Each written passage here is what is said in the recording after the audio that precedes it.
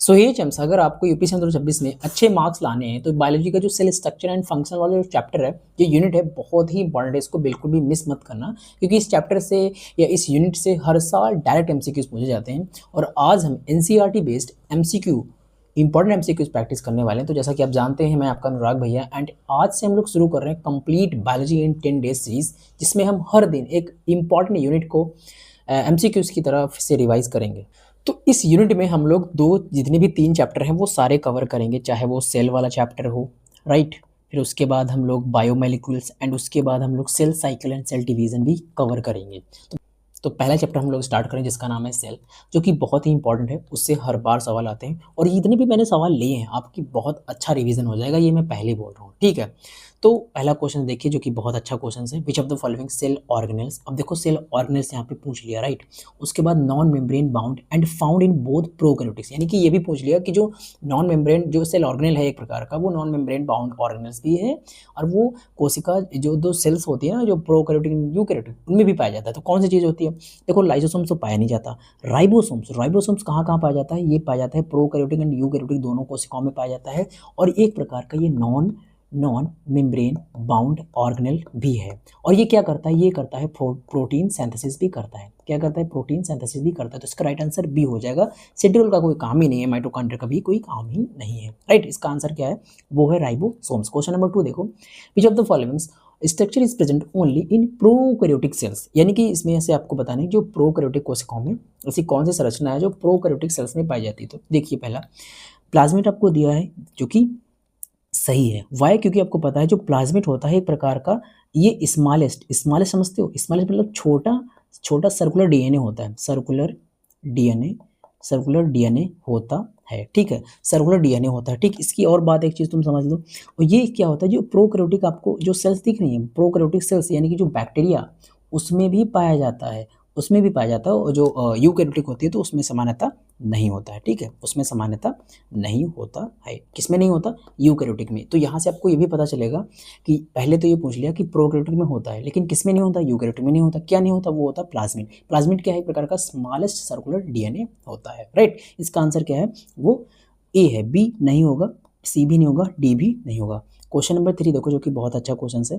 The smallest cell is about 0.3 micrometre in length is, यानी कि लगभग आपको इतना माइक्रोमीटर लंबाई दिया गया। सबसे छोटी कोशिका कौन सी है? वो ओस्ट्रिच एग होगा, या बैक्टीरिया होगा, माइकोप्लाज्मा होगा, वो कौन सा है वो आपको बताना है। तो आपको सभी को पता वो क्या होता है? माइकोप्लाज्मा, क्योंकि इसके पास 0.3 माइक्रोमीटर का होता है, क्योंकि इसमें क्या नहीं होता? उसमें सेल वॉल नहीं होती, सेल वॉल नहीं होती है, सेल वॉल नहीं होती। और एक प्रकार का सबसे स्मॉलेस्ट लिविंग सेल होता है, इसमें लिविंग सेल होती है, ठीक है। तो ये भी ऐसे पूछ भी रखा था, तो इसका राइट आंसर क्या होगा? वो डी होगा।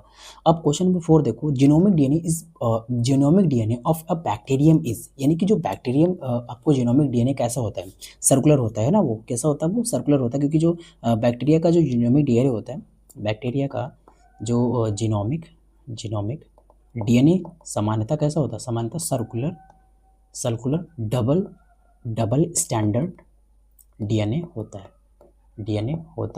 है, ठीक है। ये तो आपको पता होगा, क्योंकि इसमें आपको पता है जो न्यूक्लियाइड होता है, न्यूक्लियाइड रीजन पाया जाता है इसमें, है ना, न्यूक्लियाइड रीजन इसमें पाया जाता है, ठीक है। तो यार मैं ये डिटेल में आपको इसलिए बता रहा हूँ क्योंकि इससे आपको रिवीजन हो जाएगा, इससे आपको ये पता चलेगा कि हाँ एनसीईआरटी में जो चीज़ें हैं और जो आपके नोट्स में हैं वो भी आप समझ जाएंगे। क्वेश्चन नंबर 5 देखिए, which of the following component provide sticky character of bacterial cell, यानी कि इसमें स्टिकी कैरेक्टर किस में पाया जाता है? तो बैक्टीरियल सेल जो कोशिका में चिपचिपी बनाता है, सेल वॉल होता है, या न्यूक्लियर मेम्ब्रेन होता है, या प्लाज्मा मेम्ब्रेन होता है, या फिर ग्लाइकोलेक्स होता है। तो वो होता है ग्लाइकोलेक्स, जो कि स्टिकी कौन बनाता है भाई? स्टिकी कैरेक्टर कौन देता है? क्योंकि जो ग्लाइकोलेक्स जो होता है ना, वो किसके बाहर पाया जाता है? वो बैक्टीरिया के बाहर पाया जाता है, बैक्टीरिया के बाहर पाया जाता है। और एक प्रकार का चिपचिपा आवरण होता है। चिपचिपा मतलब समझते हो? यानी कि इसमें स्टिकी कैरेक्टर भी होता है, स्टिकी कैरेक्टर भी होता है। तो स्टिकी कैरेक्टर मतलब क्या होगा? इसमें कैप्सूल या स्लिम लेयर बनी होती है, स्लिम लेयर बनी होती है ना, स्लिम लेयर बनी होती है, स्लिम लेयर बनी होती है। स्लिम लेयर या कैप्सूल का बना सकता है ना। तो इसमें जो एडिशंस में मदद करता है, किसमें मदद करता है? जो एडिसिव होता है ना, एडिशंस में मदद करता है, एडिशंस में हेल्प करता है। ठीक है, क्वेश्चन नंबर 6 देखो जो कि बहुत अच्छा क्वेश्चन है, the sub unit of ribosomes of prokaryotic cells. अब सब यूनिट आपसे पूछ लिया तो देखो सब यूनिट का मतलब क्या है, 70s होता है। राइबोसोम का कितना दिया है, वो 70s होता है, 70s दिया। ये इसका मतलब क्या होगा, इसका मतलब होगा सेगमेंटेशन, राइट। इसका मतलब क्या हो गया, सेगमेंटेशन। सेगमेंटेशन कैसे, देखो 50 का मतलब क्या हो गया, ये एक प्रकार का लार्ज सब यूनिट है, लार्ज सब यूनिट है। 30s का मतलब क्या होगा, ये प्रकार का स्मॉलेस्ट स्मॉल सब यूनिट है, सब यूनिट है। ठीक है, क्वेश्चन नंबर 7 देखो जो कि बहुत अच्छा है, the genetic material of prokaryotic cell is known as, यानी कि जो प्रोकैरियोटिक सेल्स कोशिका होती है उसमें जो आनुवंशिक पदार्थ क्या कहा जाता है, उसको कहा जाता है, उसको कहा जाता है न्यूक्लियाइड। क्या कहा जाता है उसको, न्यूक्लियाइड। क्योंकि जो प्रोकैरियोटिक सेल्स होती है ना उसमें कैसा होता है, ट्रू न्यूक्लियस नहीं होता है ना, ट्रू न्यूक्लियस नहीं होता। जब ट्रू न्यूक्लियस उसमें नहीं होता है तो उसमें डीएनए का रीजन क्या होता है, डीएनए रीजन रहता है, डीएनए एक रीजन में रहता है ना, डीएनए रीजन में रहता है। इसे हम क्या कहते हैं, जिसे हम न्यूक्लियाइड कहते हैं, जिसे हम न्यूक्लियाइड कहते हैं, राइट। उसके बाद क्वेश्चन नंबर 8 देखो जो कि बहुत अच्छा क्वेश्चन है, which of the following cell organelles is known as protein factory. अब प्रोटीन फैक्ट्री पूछ लिया, ये तो बहुत इजी क्वेश्चन है, आई होप कि आपको समझ में आया होगा। तो प्रोटीन फैक्ट्री किसे कहा जाता है, वो कहा जाता है हमारा राइबोसोम को, अभी मैंने ऊपर डिस्कस किया था, राइट। इसके बारे में हमको बताना ही नहीं है क्योंकि ये प्रोटीन फैक्ट्री भी है, प्रोटीन सिंथेसिस भी करता है। क्वेश्चन नंबर 9 देखो, विच type of vacuoles provide buoyancy of the bacteria, यानी कि ऐसा कौन सा वैक्यूल्स होता है जो बायोन्सी प्रोवाइड कराता है बैक्टीरिया को। देखो बहुत अच्छा क्वेश्चन है, एनसीईआरटी की लाइन से आपको पता होगा। ठीक है, तो चलो बताओ भाई, बायोन्सी कौन सा बैक्टीरिया इसको प्रोवाइड कराता है, तो वो होता है हमारा गैस वैक्यूल। क्योंकि देखो गैस वैक्यूल में क्या होता है, गैस वैक्यूल का मतलब क्या होगा, इसमें जो गैस वैक्यूल और जो साइनोबैक्टीरिया होता है ना, साइनोबैक्टीरिया साइनोबैक्टीरिया पाए जाते हैं, है ना, पाए जाते हैं, जिन्हें हम क्या कहते हैं, जिन्हें हम बायोन्सी, बायोन्सी का मतलब होता है उत्प्लावन, यानी कि जो तैरने में मदद कराता है, राइट। उसके बाद देखो क्वेश्चन नंबर 10 देखो, which of the following is not structure of prokaryotic flagella.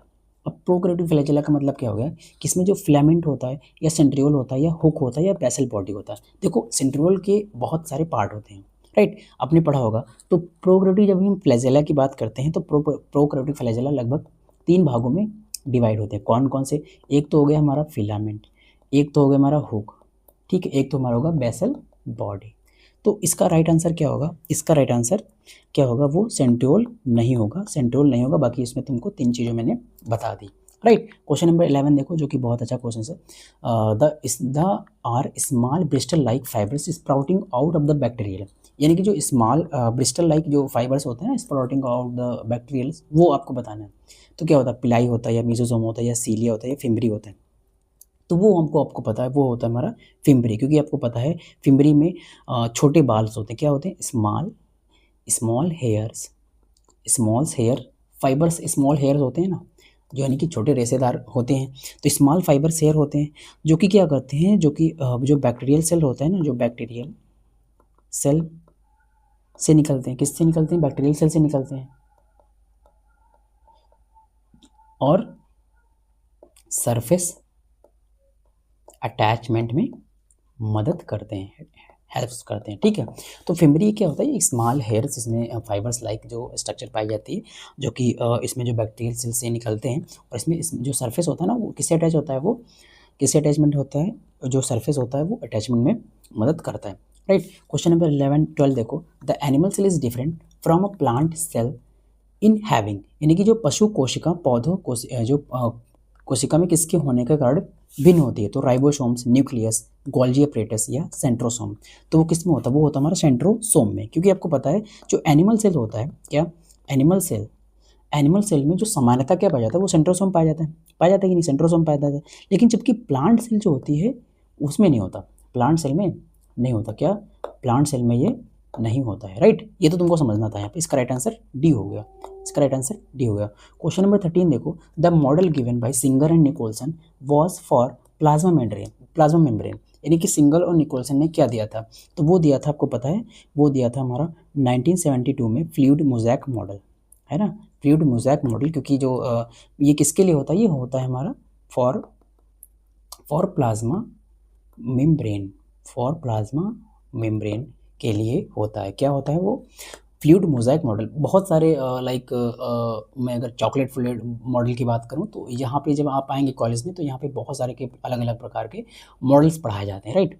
देखिए क्वेश्चन नंबर 14 देखिए, gas vacuole are found in, gas vacuole कहाँ पाए जाते हैं, तो वो हमारे पाए जाते हैं मोर देन वन ऑप्शन, यानी कि ग्रीन वैल्यू या बैसिलस में किस में पाए जाते हैं, तो मैं आपको बताता हूँ। ये पाए जाते हैं पहली बात तो ये बीजीए और पीजीए, तुमको बीजी याद रखना है, राइट। बीजी मेरे टीचर ने जो बताया था, जो ऐसे सिंपल से रहते वो बीजी बहुत याद कराते थे, तो आप भी ऐसे याद रख सकते हैं कि जो गैस वैक्यूल किस में पाया जाता है, बीजी और पीजी में, राइट। क्वेश्चन नंबर अब 15 देखो, क्वेश्चन नंबर क्या कहता है, the main chemical component of fungal cell wall. अब मेन कंपोनेंट आपसे पूछ ले, जो फंगल सेल वॉल है उसका क्या काम होता है, उसको वो होता है हमारा काइटिन का। क्यों? क्योंकि जो फंगल सेल वॉल होता है उसका मुख्य घटक है, ये एक प्रकार का मेन कंपोनेंट है, मेन कंपोनेंट है, ठीक है। तो इसका राइट आंसर बी हो जाएगा, ए नहीं होगा, ये सब तो नहीं होगा, ठीक है। क्वेश्चन नंबर 16 देखो, स्टेटमेंट वाइज वाला क्वेश्चन है, अगर आप चाहो तो इसको छोड़ भी सकते हो, लेकिन आपके सामने है, इसका मैं आपको राइट आंसर बता देता हूँ। वो होगा हमारा, क्या होगा वो होगा हमारा डी होगा इसका राइट आंसर। तो आप इसको पॉज करिए और अगर आपको आता है तो प्लीज़ इसको करना, ठीक है। बाकी मैं इसको स्किप कर रहा हूँ क्योंकि इसमें कोई मतलब नहीं है, ठीक है। जितने भी आपको अगर थोड़े भी क्वेश्चंस थोड़े टफ लगेंगे तो वो मैं स्किप कर दूंगा। क्वेश्चन नंबर 17 देखिए, जो कि बहुत अच्छा क्वेश्चन है, बता रहा है कि cell organelles is not considered as a part of an endomembrane systems. अब इंडो मेम्ब्रेन सिस्टम्स आपने पढ़ा होगा, बहुत ढंग से पढ़ा होगा, इवन ये जो चैप्टर पढ़ा जाता है तो इसमें इंडो मेम्ब्रेन के बारे में बहुत ढंग से बताते हैं, राइट। अब देखो माइटोकॉन्ड्रिया, ईआरस, गोल्गी apparatus या लाइसोसोम्स, तो इसमें इसका राइट आंसर क्या होगा, इसमें सारी चीज़ें शामिल होती हैं, लेकिन कौन कौन सी चीज़ें शामिल नहीं होती वो आपको बताना है। तो देखो जो इंडो मेम्ब्रेन्स होता है इसमें कौन कौन चीज़ शामिल होती है वो मैं आपको बता, देखो पहला तो हो गया मेरा ईआर, राइट। उसके बाद मैं गोल्गी apparatus, या फिर उसके बाद मैं लाइसोसोम, या फिर मैं उसके बाद वैक्यूल्स। अब ये चीज़ें शामिल होती हैं। अब इसमें तुमको देखना है, तो इसमें क्या तुमको शामिल नहीं होता, इसमें माइटोकॉन्ड्रिया शामिल नहीं होती, ठीक है। इसमें not considered as a part of endomembrane system is mitochondria, right. उसके बाद देखो क्वेश्चन नंबर 18 देखो, इसको मैं स्किप कर रहा हूँ, थोड़ा बड़ा क्वेश्चन है। देखो यार क्वेश्चन ना बहुत अच्छे लेवल क्वेश्चन है, अगर आप इसको पॉज करेंगे, इसको लिखेंगे, तो मतलब ये टफ क्वेश्चन मैं इसलिए लाया हूँ क्योंकि आपके कॉन्सेप्ट जितने भी हैं वो सारे रिवाइज हो जाएं, राइट, इसीलिए मैं ये लेकर आया हूँ, ठीक। क्वेश्चन नंबर 20 देखो, जो कि बहुत अच्छा है, करेक्ट इनकरेक्ट मैच आपको बताना है। अब ठीक है, लाइसोसोम्स तो तुमको दिया है ना प्रोटीन फैक्टर, ये गलत चीज़ है, ये प्रोटीन फैक्टर किसका होगा, ये होगा हमारा राइबोसोम्स का, ये होगा बी नंबर। देखो यहाँ पे साइटोस्केलेटन जो माइक्रोट्यूब्यूल्स होते हैं इसमें, ठीक है। तो तुमको जो प्रोटीन सिंथेसिस का काम कौन करता है, वो राइबोसोम करते हैं, क्योंकि जो लाइसोसोम का काम क्या होता है, लाइसोसोम का काम क्या होता है, वो होता है डाइजेशन होता है, ठीक है। तो इसका राइट आंसर बी हो जाएगा, ठीक। बाकी तो सब सही लिखे गए हैं। अब देखो यहाँ पे विच ऑफ द फॉलोइंग इज, थोड़ा ध्यान से देखिए, which of the following is combination is mismatch. अब मिसमैच संयोजन गलत है, तो ग्लाइकोलैक्स में बी कैप्सूल और स्लाइम लेयर, ग्लाइकोलैक्स एंड सॉल्टर पिलाई एंड रिप्रोडक्शन। तो जो सॉल्टर पिलाई होते हैं, लाइक जिसको हम फैम्बरी बोलते हैं, तो वो रिप्रोडक्शन का काम नहीं होता, वो काम करता है, मैंने अभी बताया था, जो फिम्बरी का काम होता है वो अटैचमेंट का काम करता है। क्या अटैचमेंट करता है, वो सरफेस को अटैचमेंट का काम होता है, रिप्रोडक्शन का नहीं होता, ठीक है। जो रिप्रोडक्शन होता है वो जेनेटिक ट्रांसफर में सेक्स का पिलाई मदद करती है, क्या मदद करती है, वो पिलाई मदद करती है। जो जेनेटिक ट्रांसफर होता है ना, उसका मदद कौन करता है, वो पिलाई मदद करती है। तो इसका राइट आंसर बी हो गया। सेल वॉल प्रोडक्टिव, ये सब तुम्हारा बिल्कुल सही लिखा गया है, ये भी तुमको पढ़ना है। स्क्रीन पॉज करना, क्योंकि बहुत सारे क्वेश्चन, अगर मैं सारी क्वेश्चन को अगर मैं ऑप्शन वाइज पढ़ूंगा तो थोड़ा गलत लगेगा। क्वेश्चन नंबर 13 देखिए, 23 देखिए, which of the following cell organelles is responsible for the synthesis steroid and lipids, यानी कि निम्नलिखित में से जो कोशिकाओं स्टेरॉइड और लिपिड का संश्लेषण किसके लिए जिम्मेदार है, SCR के लिए, RER के लिए, माइटोकॉन्ड्रिया, राइबोसोम्स के लिए, किसके लिए जिम्मेदार है भाई।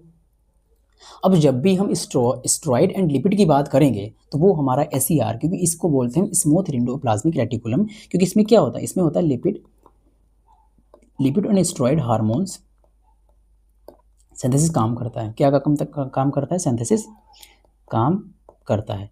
SCR responsible for lipid and steroid, right. उसके बाद क्वेश्चन नंबर 24 देखो, large number of RER are found in the cell activity involve. अब यहाँ पे तुमको ये पूछ लिया कि जो RER होता है वो फाउंड सेल एक्टिविटी इन्वॉल्व क्या करता है। अब देखो NCERT अगर ढंग से आपने पढ़ रखी होगी, अगर आपके टीचर ने NCERT बेस आपको पढ़ाया होगा तो आपको समझ में आएगा। अब आप सारे क्वेश्चंस कर लेंगे। ठीक है, चलो बताओ इसका राइट आंसर क्या होगा, वो आपको बताना है। अब RER found in actively involve किस में होता है, वो होता है हमारा प्रोटीन सिंथेसिस में। किस में होता है, प्रोटीन सिंथेसिस में, क्योंकि आपको पता है जो RER होती है, RER की सरफेस पर क्या होते हैं, सरफेस पर राइबोसोम्स होते हैं। ये मैं स्ट्रक्चर की बात बता रहा हूँ। इस RER के सरफेस पे क्या होते हैं, राइबोसोम्स होते हैं। इसीलिए इनको हम क्या बोलते हैं, इसीलिए इनको प्रोटीन सिंथेसिस करते हैं, है ना। प्रोटीन सिंथेसिस में ये एक्टिवली इन्वॉल्व होते हैं। क्या एक्टिव सेल पाया जाता है इसमें, क्यों क्या पाया जाता है, एक्टिव सेल्स ज़्यादा पाए जाते हैं। तो मैं यही कहना चाहता हूँ, यहाँ पे देखो सेल इज एक्टिवली इन्वॉल्व। तो RER जो होता है, RER का काम क्या होता है, वो RER की जो सरफेस होती है उस पर राइबोसोम पाए जाते हैं, और राइबोसोम का काम क्या होता है, वो प्रोटीन को सिंथेसाइज का काम करना होता है, राइट। तो उसमें क्या होता है, एक्टिव सेल्स होती हैं, समझ गए। इसका राइट आंसर सी था। क्वेश्चन नंबर 25 देखो, which of the following statement is incorrect with respect to Golgi apparatus. अब देखो मैं इसको स्किप कर रहा हूँ, बाकी आपका मन है तो इसको कर सकते हैं, जो कि बहुत अच्छा क्वेश्चन है। It is non membrane organs and ये तुमसे पूछ रखा है, तो इसका राइट आंसर क्या होगा वो मैं आपको बताता हूँ। इसका राइट आंसर यही होगा, ठीक है। अब इसको स्किप करना, वीडियो को देख लेना, राइट। 26 नंबर क्वेश्चन देखो, which of the following is common of both ER and Golgi complex. अब यहाँ पर जो गोल्जी कॉम्प्लेक्स है उसमें क्या समानता है, both are double membrane bound, ठीक है, both have cisternae, both contains own DNA, या बोथ सेमी ऑटोनोमस ऑर्गेनल्स। क्या होता है इसमें, इसमें होता है बोथ, जो बोथ हैव सिस्टर्नी होता है, क्योंकि तुमको पता है जो ER होता है, ER क्या चीज़, ER और गोल्जी में फ्लैटेंड आपने जानते हैं ना, फ्लैटेंड मेम्ब्रेन सैक बने होते हैं, फ्लैटेंड मेम्ब्रेन सैक बने होते हैं, समझ गए। इसका राइट आंसर बी हो गया, क्योंकि आपको पता है इसमें देखो पूछा क्या रखा था, यार जो गोल्जी अपरेटस है दोनों ये फ्लैटेंड मेम्ब्रेन सैक के बने होते हैं, राइट। इसके बाद अगला क्वेश्चन देखो, 27 नंबर क्वेश्चन देखो, जो कि बहुत अच्छा क्वेश्चन है, आपको दिख रहा होगा, जो कि बहुत अच्छा क्वेश्चन है, जरा ध्यान से देखिएगा। A number of protein synthesis by ribosomes present in ER transferor. अब देखो मैं वही टॉपिक लेके आ रहा हूँ जो यार बहुत ज़्यादा रिपीट करता है एग्जाम में, राइट। उसके बाद देखो ER उपस्थिति राइबोसोम द्वारा बने प्रोटीन को भेजा जाता है, कहाँ भेजा जाता है, वैक्यूल्स में या गोल्जी अपरेटस में। कहाँ भेजा जाता है, वो गोल्जी अपरेटस में, क्योंकि आपको पता है जो ER यानी जो ER में होता है, क्या ER में जो ER में बने जो प्रोटीन गोल्जी अपरेटस किसके लिए काम करता है, वो मॉडिफिकेशन एंड पैकेजिंग के लिए बने होते, पैकेजिंग के लिए होते हैं, किसके लिए, मॉडिफिकेशन एंड पैकेजिंग के लिए होते हैं, राइट। तो इसका राइट आंसर क्या होगा, वो डी हो गया, ठीक है। क्वेश्चन नंबर 28 देखो, which of the following statement is incorrect with respect to lysosomes. अब लाइसोसोम्स के संबंध में कौन सा कथन गलत है, तो इसको मैं स्किप कर रहा हूँ थोड़ा, मैंने स्टेटमेंट वाइज क्वेश्चन लिए।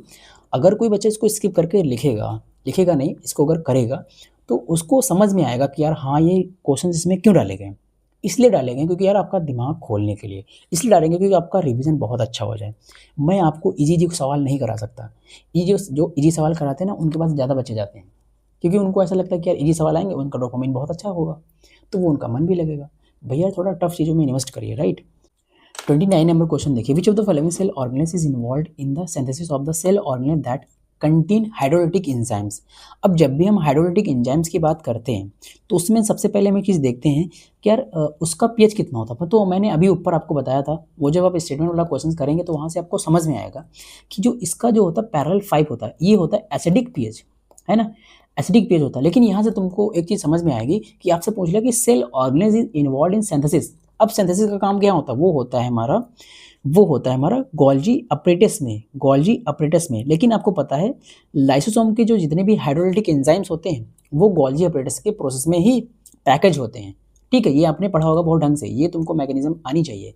देखो मैं यहाँ पे आपको फिर से बता देता हूँ, जरा ध्यान से देखिए, जो कि बहुत अच्छी चीज़ है। यानी कि मैं यहाँ पे ये कहना चाहता हूँ, जितने भी तुमको ये हाइड्रोलिटिक एंजाइम दिख रहे हैं, ये एक प्रकार का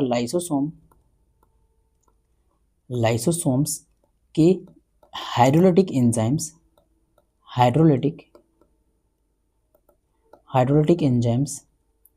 जो गोल्जी अपरेटस में जो प्रोसेस होता है, प्रोसेस में पैकेज होते हैं, ठीक है। तो इसका राइट आंसर क्या होगा, वो गोल्जी अपरेटस होगा। इसका राइट आंसर क्या होगा, वो गोल्जी अपरेटस। मैं आपको फिर से बताता हूँ, यहाँ पे देखो सेल ऑर्गेनेल आपसे पूछ लिया, ठीक है। फिर ये आपसे पूछ रहा है कि involve in synthesis cell organelle that contain hydrolytic enzyme.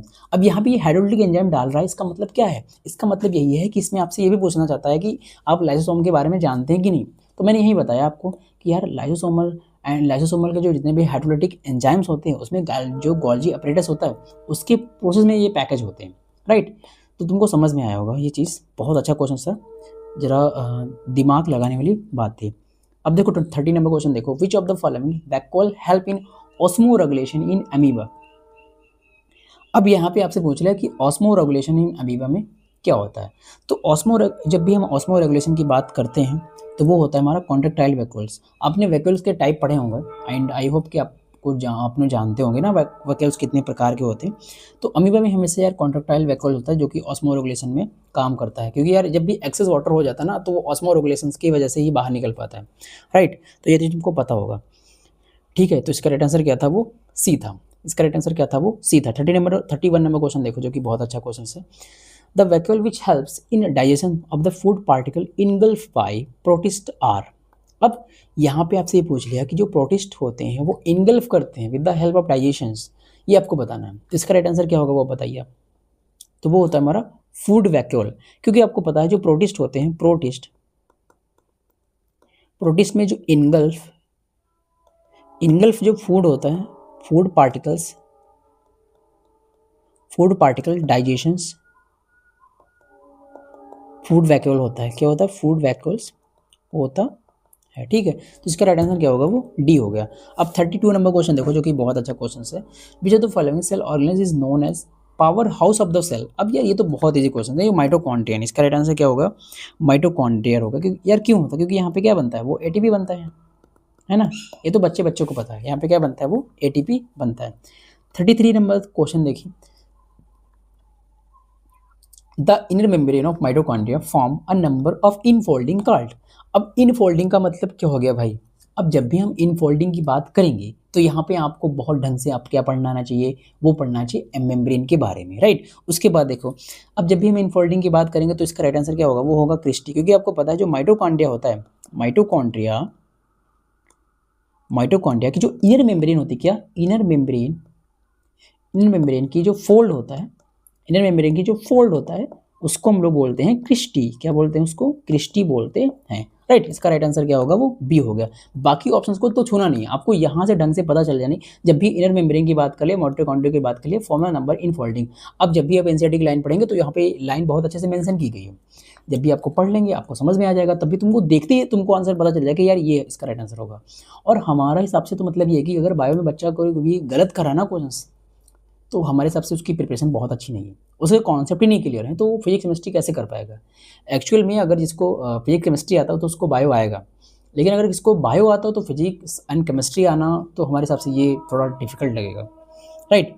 अब देखो 34 नंबर क्वेश्चन देखो, the type of ribosomes found inside the mitochondria is. अब माइटोकॉन्ड्रिया जो राइबोसोम्स इनसाइड द माइटोकॉन्ड्रिया, इसका क्या मतलब होगा, इसमें इसका मतलब होगा 70s पाए जाते हैं। 70s का मतलब क्या हो गया, अब ये एक प्रकार का प्रोकैरियोटिक टाइप्स है। क्या है ये, प्रोकैरियोटिक्स टाइप 70s राइबोसोम्स पाए जाते हैं, 70s राइबोसोम पाए जाती है। तो बहुत ईजी क्वेश्चन था। 90s 60s 80s तो हमको मतलब ही नहीं है। 35 नंबर क्वेश्चन देखो, the plastid which store proteins are.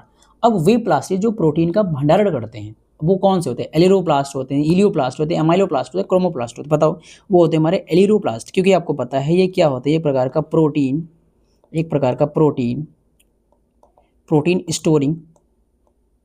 Storing plastid होते हैं, ठीक है। इसका राइट आंसर क्या होगा, वो ई हो गया। 36 नंबर क्वेश्चन देखो, which of the following plastid is coloured and contain carotenoid. अब कंटेन, अब यहाँ से देखो कैरोटीनाइड पूछ लिया और कलर्ड पूछ लिया, प्लास्टिड भी तो तुमसे पूछ ही रहा है। तो बताओ इसका राइट आंसर क्या होगा, क्या एलिरोप्लास्ट होगा या एलियोप्लास्ट होगा या अमाइलोप्लास्ट होगा या क्रोमोप्लास्ट होगा। तो इसका राइट आंसर क्या होगा, वो होगा हमारा क्रोमोप्लास्ट। क्योंकि अब देखो जब भी कलर की बात आ जाती है ना, यार प्लास्टिड की तो बात कर ही रहा है, तो वहाँ पे हम कलर की बात करेंगे तो कंटेन कैरोटीनाइड की बात करेंगे तो वहाँ पे क्या होगा, वो क्रोमोप्लास्ट होगा। लेकिन इसके बारे में तुमको थोड़ा मैं बता देता हूँ वो क्या होता है। जब भी हम क्लोरोप्लास्ट की बात करते हैं तो क्लोरोप्लास्ट में क्लोरोफिल होता है। क्या होता है, थोड़ा इसको मैं रफ कर देता हूँ तो तुमको समझ में आएगा। क्या होता है वो क्लोरोफिल होता है, राइट। उसमें क्या होता है क्लोरोफिल होता है, और यहीं पे क्या होता है, यहीं पे ये क्या करता है, यहीं पे ये फोटोसिंथेसिस करता है, यहीं पे ये फोटोसिंथेसिस भी करता है, ठीक है। तो इसका राइट आंसर क्या है, वो डी हो गया, ठीक है। 37 नंबर क्वेश्चन देखो, विच type of plastic contain chlorophyll and responsible for the photosynthesis. अब देखो यार बहुत इजी क्वेश्चन है, जिस बच्चे ने बहुत ढंग से बायो पढ़ी होगी, अपने नोट्स को रिवाइज किया होगा, वो कर लेगा, राइट। देखो अब यहाँ पे तुमको 4 ऑप्शन दिख रहे हैं, क्या है, क्लोरोप्लास्ट, क्रोमोप्लास्ट, एलिलोप्लास्ट या इलियोप्लास्ट। कौन सा होगा इसका राइट आंसर, वो आपको बताओ। अब देखो मैंने ऊपर ही इसलिए डिस्कस किया था भाई, इसका राइट आंसर क्या होगा, वो होगा हमारा क्रोमोप्लास्ट। क्या होगा वो, हमारा क्रोमोप्लास्ट होगा। बताओ इसका राइट आंसर क्या होगा, वो होगा हमारा क्लोरोप्लास्ट। क्यों, क्योंकि यहाँ पर देखो हम जब भी क्लोरोफिल की बात करेंगे, is responsible for the photosynthesis, अब यहाँ पे क्लोरोप्लास्ट काम करेगा, क्योंकि आपको पता है अब जब भी हम क्लोरोप्लास्ट की बात करेंगे तो यहाँ पे क्या होता है, वो यहाँ पे होता है क्लोरोफिल, है ना, यहाँ पे होता है क्लोरोफिल। अब जब भी ये क्लोरोफिल होता है तो यहीं पे ये क्या करेगा, फोटोसिंथेसिस भी करेगा, फोटोसिंथेसिस भी करेगा, ठीक है। क्या करेगा, ये फोटोसिंथेसिस भी करेगा, ठीक है, फोटोसिंथेसिस भी करेगा। शायद मैंने यहाँ पे आपको गलत बता दिया था, इसका मैं आपको राइट आंसर सही बता देता हूँ। यार 36 नंबर थोड़ा, आई एम सो सॉरी यार, यहाँ पे पूछ रखा भाई आपसे क्रोटोनाइट के बारे में पूछ रखा, तो इसका राइट आंसर क्रोमोप्लास्ट तो होगा, लेकिन कैसे होगा कि यार तुमको पता है ना क्रोमोप्लास्ट क्या होता है, एक प्रकार का क्रोटोनाइट का पिगमेंट होता है। यार इसमें थोड़ा मैंने गलती कर दी, I am so sorry, carotenoid pigment होता है, क्रोटोनाइट पिगमेंट होते हैं, ठीक है। तो ये इसका राइट आंसर ये था।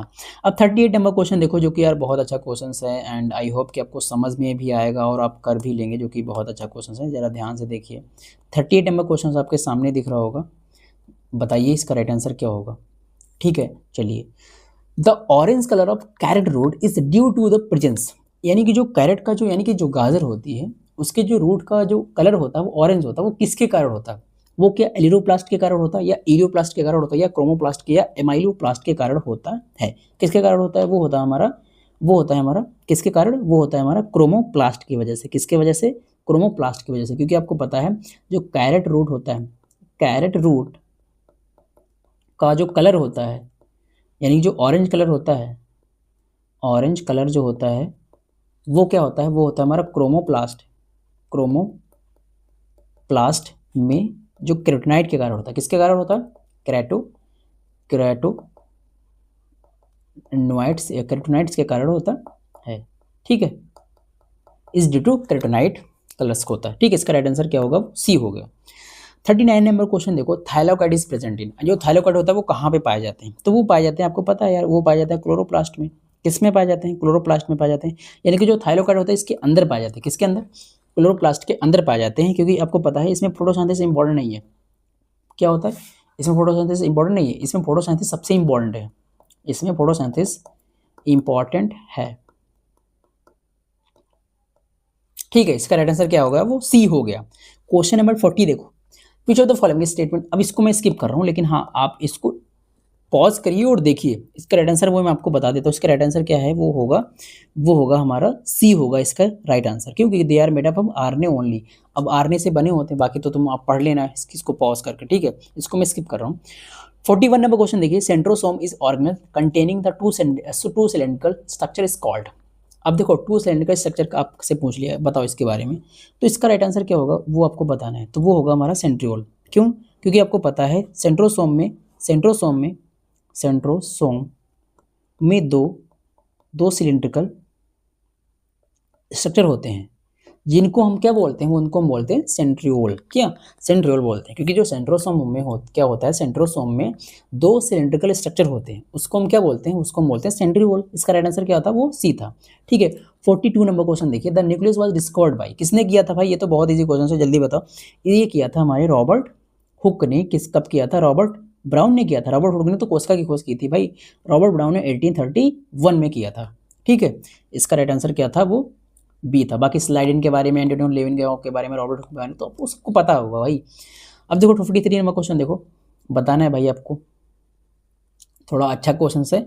What is the common in mitochondria, chloroplast and nucleus, यानी कि ऐसी कौन सी चीज़ है जो chromoplast, mitochondria and chloroplast and nucleus में दोनों में कॉमन, तीनों में कॉमन होती है। क्या वो डबल मेम्ब्रेन बॉन्ड ऑर्गेनल्स होते हैं? बताओ। They are double membrane bond organelles, yes they are double bound membrane organelles. क्योंकि आपको पता है जितने भी मैं चाहे मैं माइटोकॉन्ड्रिया की बात कर लूँ या क्लोरोप्लास्ट की बात कर लूँ या न्यूक्लियस की बात कर लूँ, ये दोनों प्रकार के एक प्रकार के दो दोहरी वाली झिल्ली होती है ना, उसमें कोशिकांग होते हैं। इसमें सिंगल मेम्ब्रेन नहीं पाया जाता, दे आर नॉट, तो इसका राइट आंसर ये होगा। आगे मैं बढ़ता हूँ। 45 नंबर क्वेश्चन देखो, the structure present inside the nucleus responsible for the ribosomal unit is formation is. अब ये आपसे पूछ रहा है कि नाभिक के अंदर उपस्थित वह संरचना जो राइबोसोमल इकाई के निर्माण के लिए जिम्मेदार होती है, तो किसमें होती है वो? मीसोसोम में होती है या न्यूक्लियोप्लाज्म में होती है या न्यूक्लियस में होती है या डीएनए में होती है, तो किसमें होती है वो आपको बताना है। तो जब भी इस तरह के क्वेश्चन आते हैं ना, तो आपको एक चीज़ समझनी पड़ेगी, वो ये कि आपको ये समझना पड़ेगा इसमें जो ये जो ग्रामेटिकल तुमको चीज़ दिख रही है ना, यहाँ पे ये तुमको समझना पड़ेगा। क्योंकि यार responsible for the sub ribosomal unit का क्या मतलब हो गया? ये तुमसे यही पूछना चाहता है कि भाई न्यूक्लियस के बारे में बताओ, है ना। तो ये प्रकार का न्यूक्लियस जो न्यूक्लियोलस है उसके बारे में आपसे पूछ रखा है। क्योंकि देखो न्यूक्लियस में क्या होता है, इसमें आरआरएनए सिंथेसिस होते हैं, है ना, आरआरएनए सिंथेसिस होते हैं। और इसमें क्या होता है, इसमें राइबोसोमल सब यूनिट फॉर्मेशन होता है, ठीक है। अब 46 नंबर क्वेश्चन देखो, chromatin found in nucleus was discovered by, किसने किया था? वो किया था हमारे फ्लेमिंग साहब ने किया था। क्योंकि यार जो वेल्दर फ्लेमिंग थे, उन्होंने क्रोमेटिन को मटेरियल में बताया था, ये तो आपको पता होगा, मटेरियल का वर्णन किया था, ठीक है। अब 47 नंबर क्वेश्चन देखो, क्रोमेटिन इज एसेंशियल कंपोज्ड। अब जो क्रोमेटिन होता है वो इसेंशियल होता है किससे कंपोज, यानी किससे बना होता है? तो वो किससे बना होता है? वो बना होता है हमारे डीएनए प्लस हिस्टोन से बना होता है। किससे बना होता है? जो क्रोमेटिन होता है, क्रोमेटिन डीएनए प्लस हिस्टोन से बना होता है। इसका राइट आंसर बी हो गया। अब 48 नंबर क्वेश्चन देखो, the chromatid of chromosomes are held together at a point called, यानी कि जो क्रोमोसोम है उसमें बिंदु पर जुड़ी होती हैं, क्या उसे क्या कहते हैं वो आपको बताना है। उसे कहते हैं हम सेंट्रोसोम। क्योंकि यार क्रोमोसोम में क्या होता है, क्रोमोसोम में 2 क्रोमेटिड होते हैं, क्या होते हैं? 2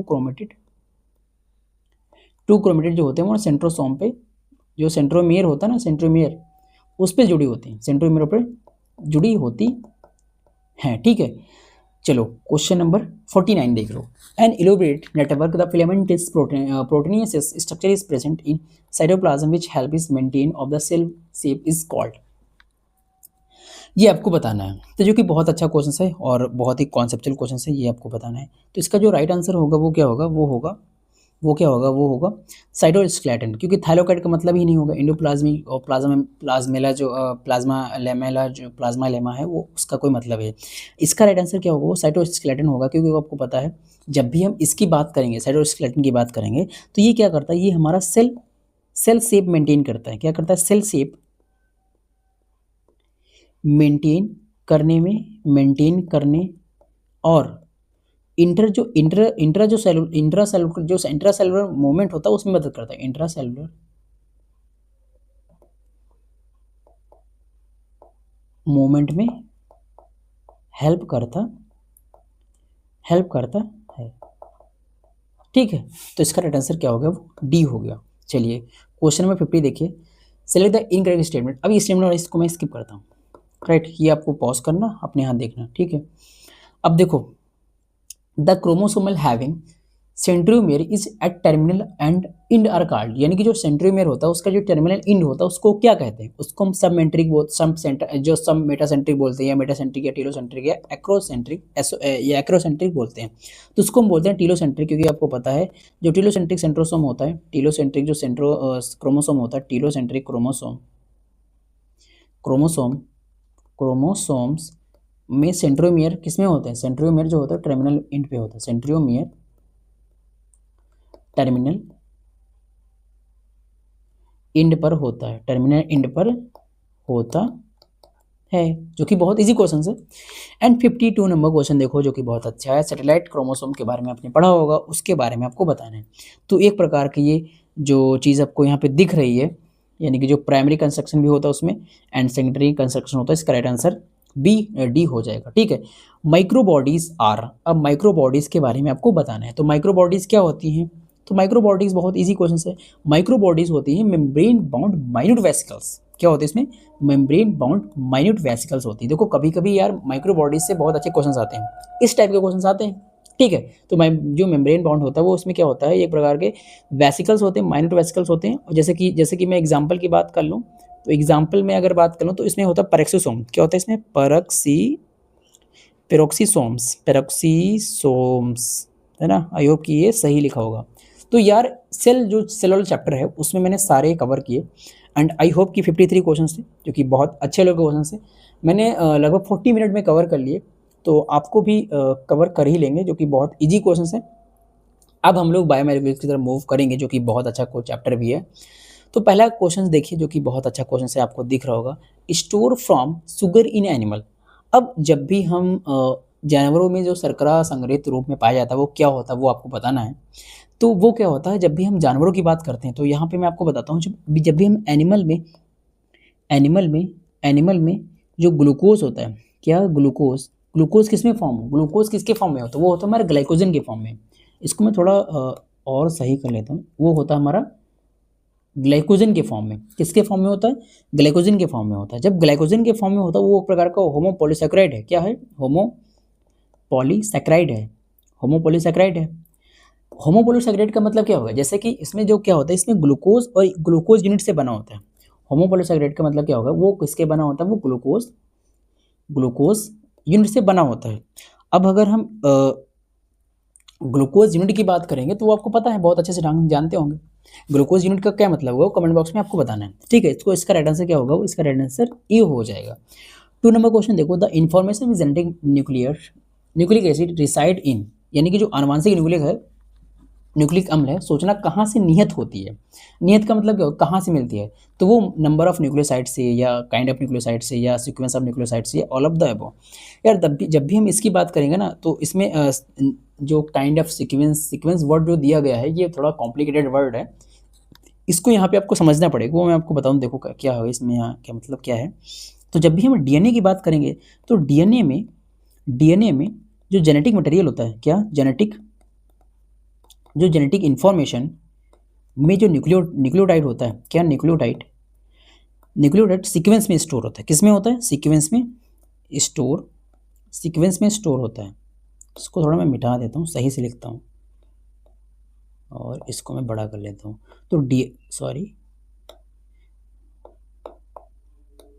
तो डीएनए में जो जेनेटिक इन्फॉर्मेशन मिलती है, जो जेनेटिक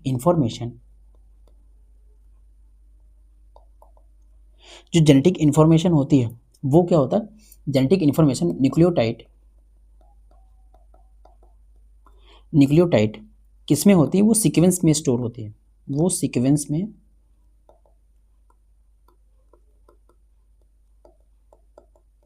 सीक्वेंस में स्टोर होती है, ठीक है। तो इसका राइट आंसर क्या हो, अब जब ये सीक्वेंस में स्टोर होती है, तो इसका मतलब क्या हो गया, वो सीक्वेंस ऑफ न्यूक्लियोटाइड में होगा, है ना। तो इसका राइट आंसर क्या होगा, वो सी हो गया। क्या हो गया, वो सी हो गया। अब क्वेश्चन नंबर 3 देखो, स्मॉलेस्ट अमाइनो एसिड कौन सा है, ये आपको बताना है। तो एक प्रकार का ग्लाइसिन जो होता है वो स्मॉलेस्ट अमाइनो एसिड होता है, क्योंकि आपको पता है, सबसे पहले बात तो ये छोटा अमाइनो एसिड है, क्योंकि इसमें क्या होता है, इसमें साइड चेन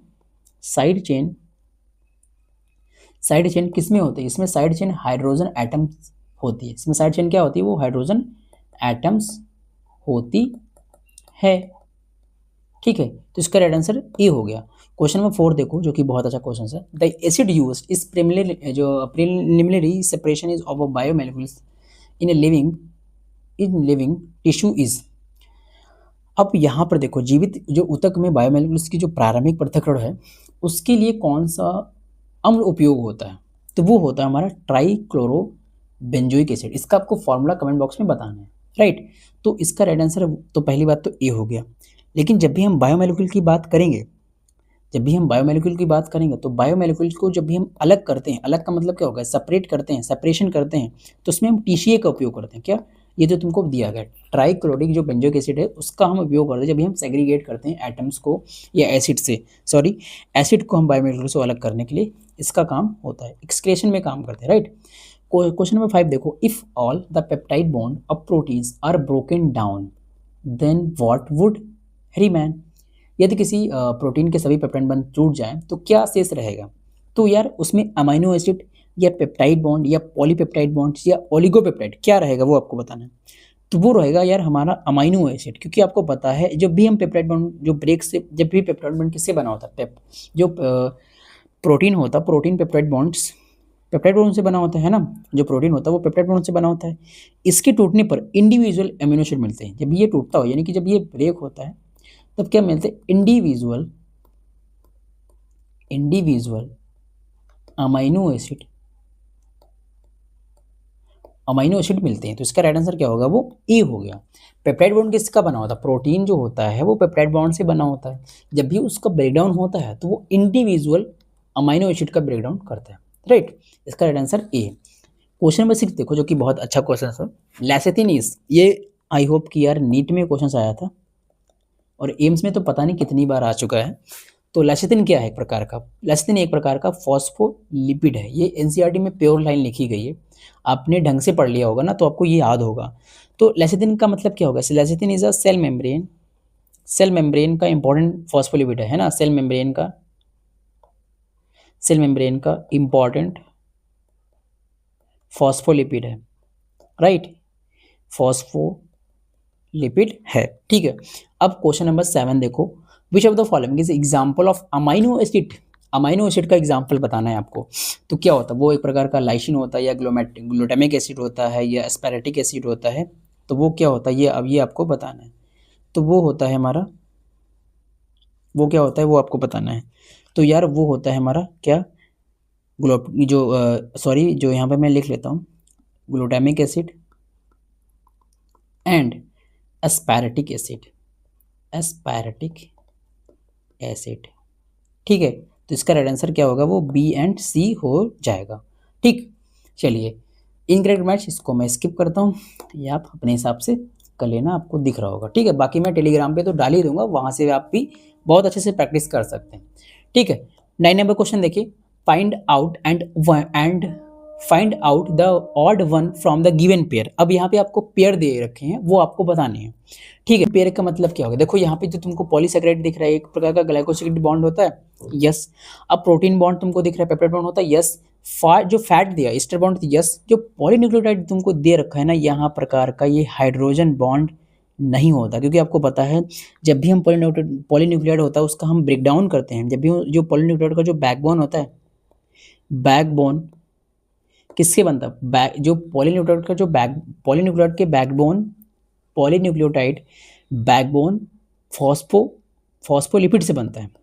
पॉलीन्यूक्लियोटाइड जो बैकबोन होता है वो फॉस्फोलिपिड से बनता है,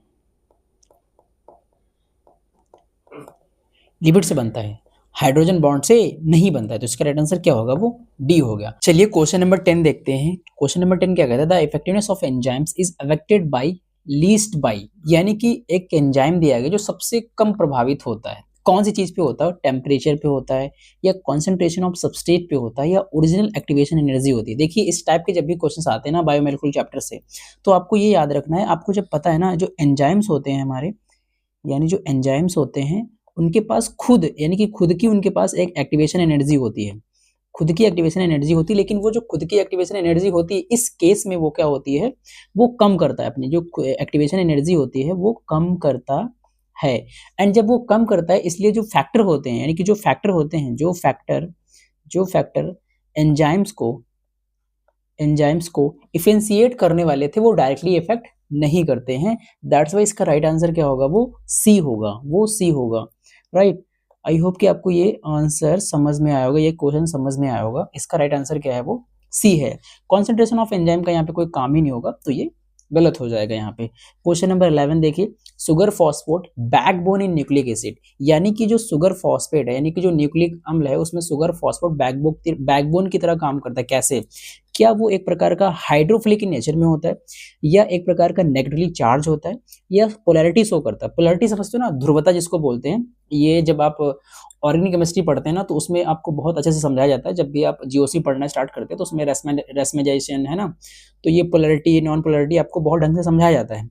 एंड डी ऑप्शन देखिए, ऑल ऑफ द अबव। तो इसका राइट आंसर क्या होगा, वो तीनों हो जाएंगे। तीनों का मतलब क्या, कि वो नेचर में कैसा होगा, वो हाइड्रोफिलिक भी होगा और वो उसके पास नेगेटिवली चार्ज भी होगा, एक पोलैरिटी भी शो करेगा। दैट्स वाई शुगर का जो फॉस्फेट जो बैकबोन होता है न्यूक्लिक एसिड में, वो चारों चीज तीनों चीजें शो करता है, राइट क्योंकि डीएनए का एक बैकबोन होता है, तो इसका राइट आंसर क्या होगा, वो डी होगा। क्वेश्चन नंबर 12 देखिए, all of the above sorry all the amino acid are aromatic. Aromatic समझते हैं ना आप, एरोमेटिक जानता है अगर कोई बच्चा तो प्लीज कमेंट बॉक्स में कि all of the following amino acid are aromatic except, यानी कि सभी जो अमीनो अम्ल हैं वो एरोमेटिक हैं सिवाय किसके, क्या एक प्रकार का जो टायरोसिन होता है या फिनाइलएलिन होता है या ट्रेप्टोफिनॉन होता है या फिर वैलिन होता है। आपको पता है कि जब भी हम ट्रेप्टोफिनॉन की बात करते हैं, जब आप एक बीमारी होती है हमारे अंदर जिसका नाम है पीकेयू, जिसको हम बोलते हैं फिनॉल कीटोन यूरिया, तो जब भी उसमें पढ़ते हैं तो उसमें ये बनता है ट्रेप्टोफिनॉन। तो अगर आपने ढंग से पढ़ा होगा तो आपको याद होगा, अगर नहीं याद है तो मैं आपको बता देता हूँ जो कि बहुत अच्छा एग्जाम्पल है इसका। तो बताइए एरोमेटिक कौन कौन से हैं।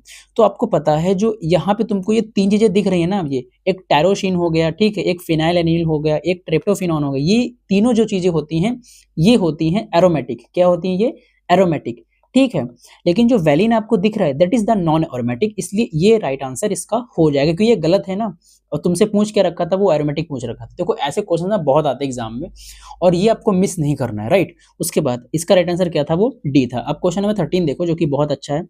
तो सिलेक्ट द इनकरेक्ट स्टेटमेंट, आपको इनकरेक्ट स्टेटमेंट पहचाना है, इसको मैं स्किप करूंगा, लेकिन अगर कोई बच्चा बढ़िया कॉन्सेप्ट इसके स्ट्रॉन्ग है तो इसको आप कर सकते हैं, स्क्रीन को पॉज करना और इसको आप कर लेना, राइट। अब क्वेश्चन नंबर 14 देखें, relation between amino acid and protein is similar to the one found between, यानी कि जो अमाइनो अम्ल है वो प्रोटीन के बीच संबंध किसके समान होता है, क्या वो ग्लूकोज एंड फ्रक्टोज के समान होता है, या थायमिन एंड यूरेसिल के समान होता है, या न्यूक्लियोसाइड एंड न्यूक्लिक एसिड। देखो बहुत, जब भी हम बायोमोलिक्यूल्स पढ़ते हैं ना, तो बहुत बच्चों को, अगर जिस बच्चे ने बायोमोलिक्यूल ढंग से पढ़ लिया तो उसको जो क्लास 12 में जब वो पहुंचेगा तो जो मॉलिक्यूलर वाला जो चैप्टर होता है ना वो ढंग से समझ में आएगा, क्योंकि बहुत सारे बच्चों को तो न्यूक्लियोटाइड ही नहीं पता क्या होता है, न्यूक्लियोसाइड ही नहीं पता क्या होता है।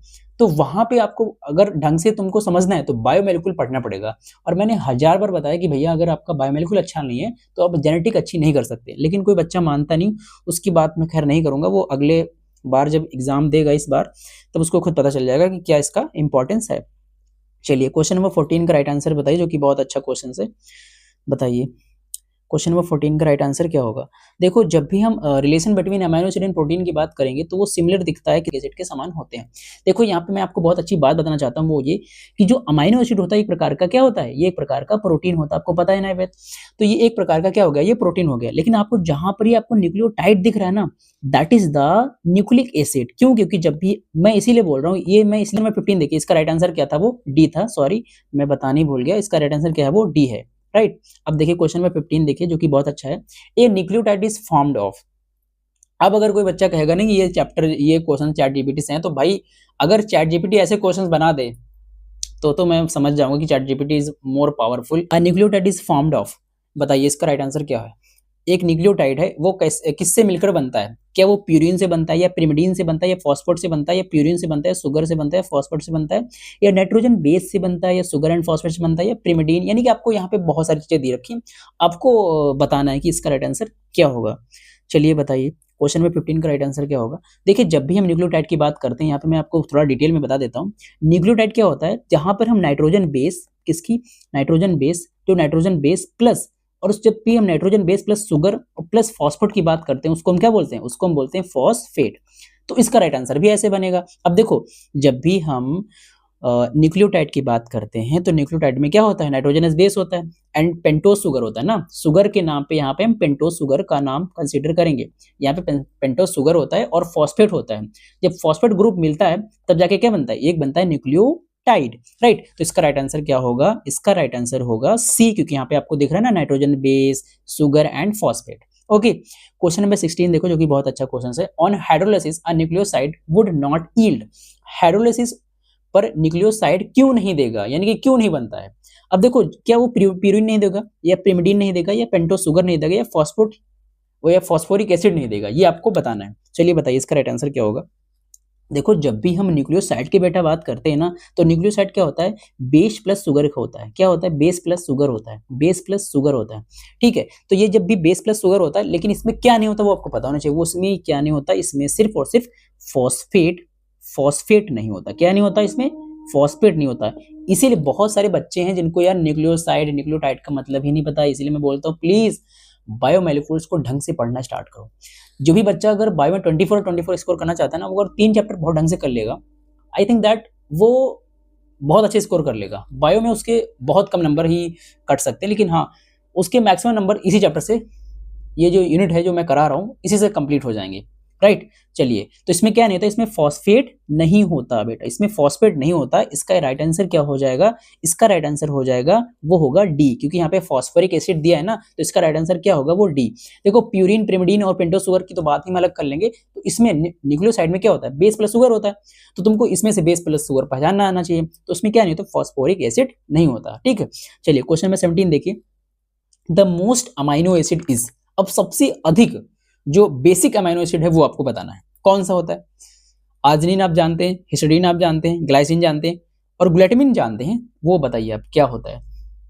चलिए, तो वो क्या होता है वो आपको बताना है, वो आपको बताना है। तो इसका राइट आंसर क्या होगा वो आपको जल्दी बताना है।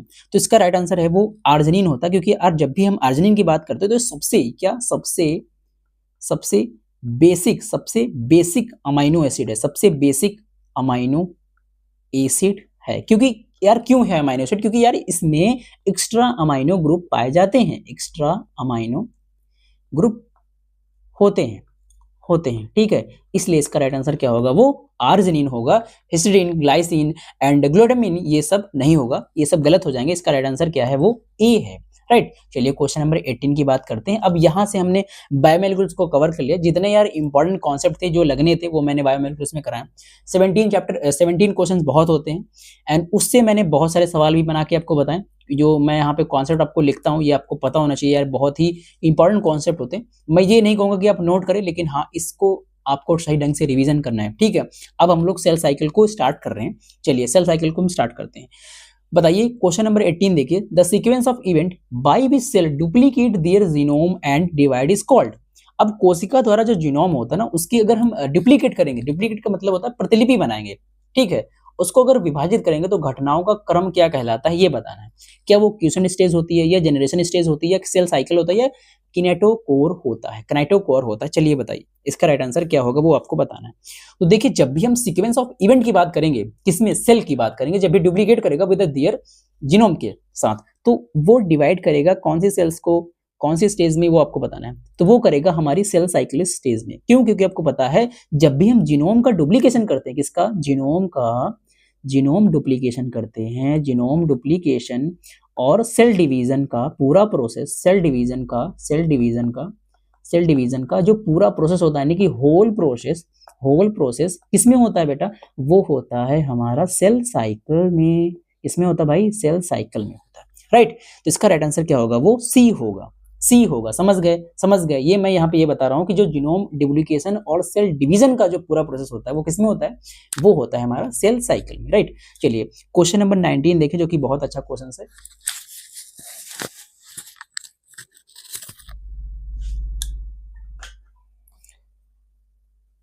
तो क्वेश्चन नंबर 19 क्या कहता है, ये आपको बताना है। DNA replication occurs. अब जो डीएनए का जो प्रतिकरण चरण है वो किसमें होता है, एस फेज में, G1 फेज में, G2 फेज में और एम फेज में। देखो, ये मैंने चैप्टर बहुत ढंग से पढ़ाया है। हमारे चैनल पे जाएंगे तो मैंने वहां के बहुत ऐसे क्वेश्चंस कराए हैं जो बायोमोलिक्यूल्स का चैप्टर है, जो कि बहुत ही अच्छा क्वेश्चन, जो कि बहुत अच्छा चैप्टर है। अगर आपको ज़्यादा समझना है तो यार उस चैप्टर को देख सकते हैं, उस वीडियो को देख सकते हैं। मैं डिस्क्रिप्शन में लिंक डाल दूंगा, वहां से देख लेना, जो कि बहुत अच्छा चैप्टर है, ठीक है। चलिए बताइए, 19 नंबर का राइट आंसर क्या होगा वो आपको बताना है।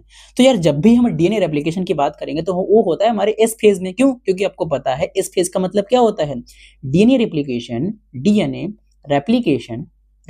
किसमें होता है, एस फेज में। लेकिन इसका मतलब क्या होता है बेटा, इसका मतलब होता है सिंथेसिस, यानी कि सिंथेसिस फेज में होता है, ठीक है। इसका राइट आंसर क्या होगा, वो ए हो जाएगा। चलिए, क्वेश्चन नंबर 20 देखिए, जो कि बहुत अच्छा क्वेश्चन से दिख रहा है यहाँ पे। The phase between two successive M phase is called. यानी कि जहां पर दो एम चरणों के बीच का चरण क्या कहलाता है, क्या मेटाफेज कहलाता है, या एनाफेज कहलाता है, या प्रोफेज कहलाता है, या इंटरफेज कहलाता है, वो आपको बताना है। तो वो क्या कहलाता है, वो कहलाता है हमारा इंटरफेज। क्या कहलाता है, इंटरफेज। क्योंकि यार जब भी पता है आपको, जब भी हम टू माइटोटिक फेज की बात करेंगे, टू माइटोटिक फेज की बात करेंगे, तो जो टू माइटोटिक फेज है उसके बीच का जो समय होता है वो क्या होता है बेटा, वो होता है इंटरफेज। वो होता है भाई इंटरफेज। वो होता है इंटरफेज। इसका राइट आंसर क्या होगा, वो डी हो गया। एंड बाकी जो तुमको दिख रहे हैं वो गलत हो जाएंगे, राइट। चलिए क्वेश्चन नंबर 21 देखिए, ये biosynthetic phase where cell organelles duplicate itself, यानी कि वह जैव संश्लेषणी चरण जिसमें कोशिकांग अपनी प्रतिलिपि बना लेता है, यानी कि जो अपना डुप्लीकेशन कर लेता है। तो क्या होता है, इंटरफेज होता है या एनाफेज होता है या प्रोफेज होता है या टेलोफेज होता है, वो आपको बताना है। तो वो क्या होता है, वो होता है हमारा इंटरफेज। क्यों? क्योंकि आपको पता है इंटरफेज में क्या होता है, इंटरफेज में हम लोग क्या करते हैं, इंटरफेज में सेल ग्रोथ, क्या cell growth cell growth, DNA replication, DNA replication, DNA replication और डीएनए रेप्लिकेशन और सेल ऑर्गेनेल्स डुप्लीकेशन होता है, सेल ऑर्गेनेल्स डुप्लीकेशन होता है, सेल ऑर्गेनेल्स डुप्लीकेशन होता है, डुप्लीकेशन होता है। मैंने यहाँ पे पूरा लिख लिया है, इसको पूरा लिख दिया, इसको ध्यान से समझ लेना क्योंकि यार बहुत ही इंपॉर्टेंट कॉन्सेप्ट है, राइट। चलिए क्वेश्चन नंबर 21 22 देखते हैं, जो कि बहुत अच्छा क्वेश्चन है। Yeast can progress through the cell cycle is about, yeast लगभग कितने समय में कोशिका चक्र पूरा कर सकता है, 90 सेकंड में, 90 मिनट में, 90 घंटे में या 90 वर्ष में, कितने सेकंड में? तो वो करता है हमारा 90 मिनट में, क्योंकि आपको पता है ईस्ट लगभग और लगभग 90 मिनट में सेल साइकिल कंप्लीट करता है। क्या? सेल साइकिल कंप्लीट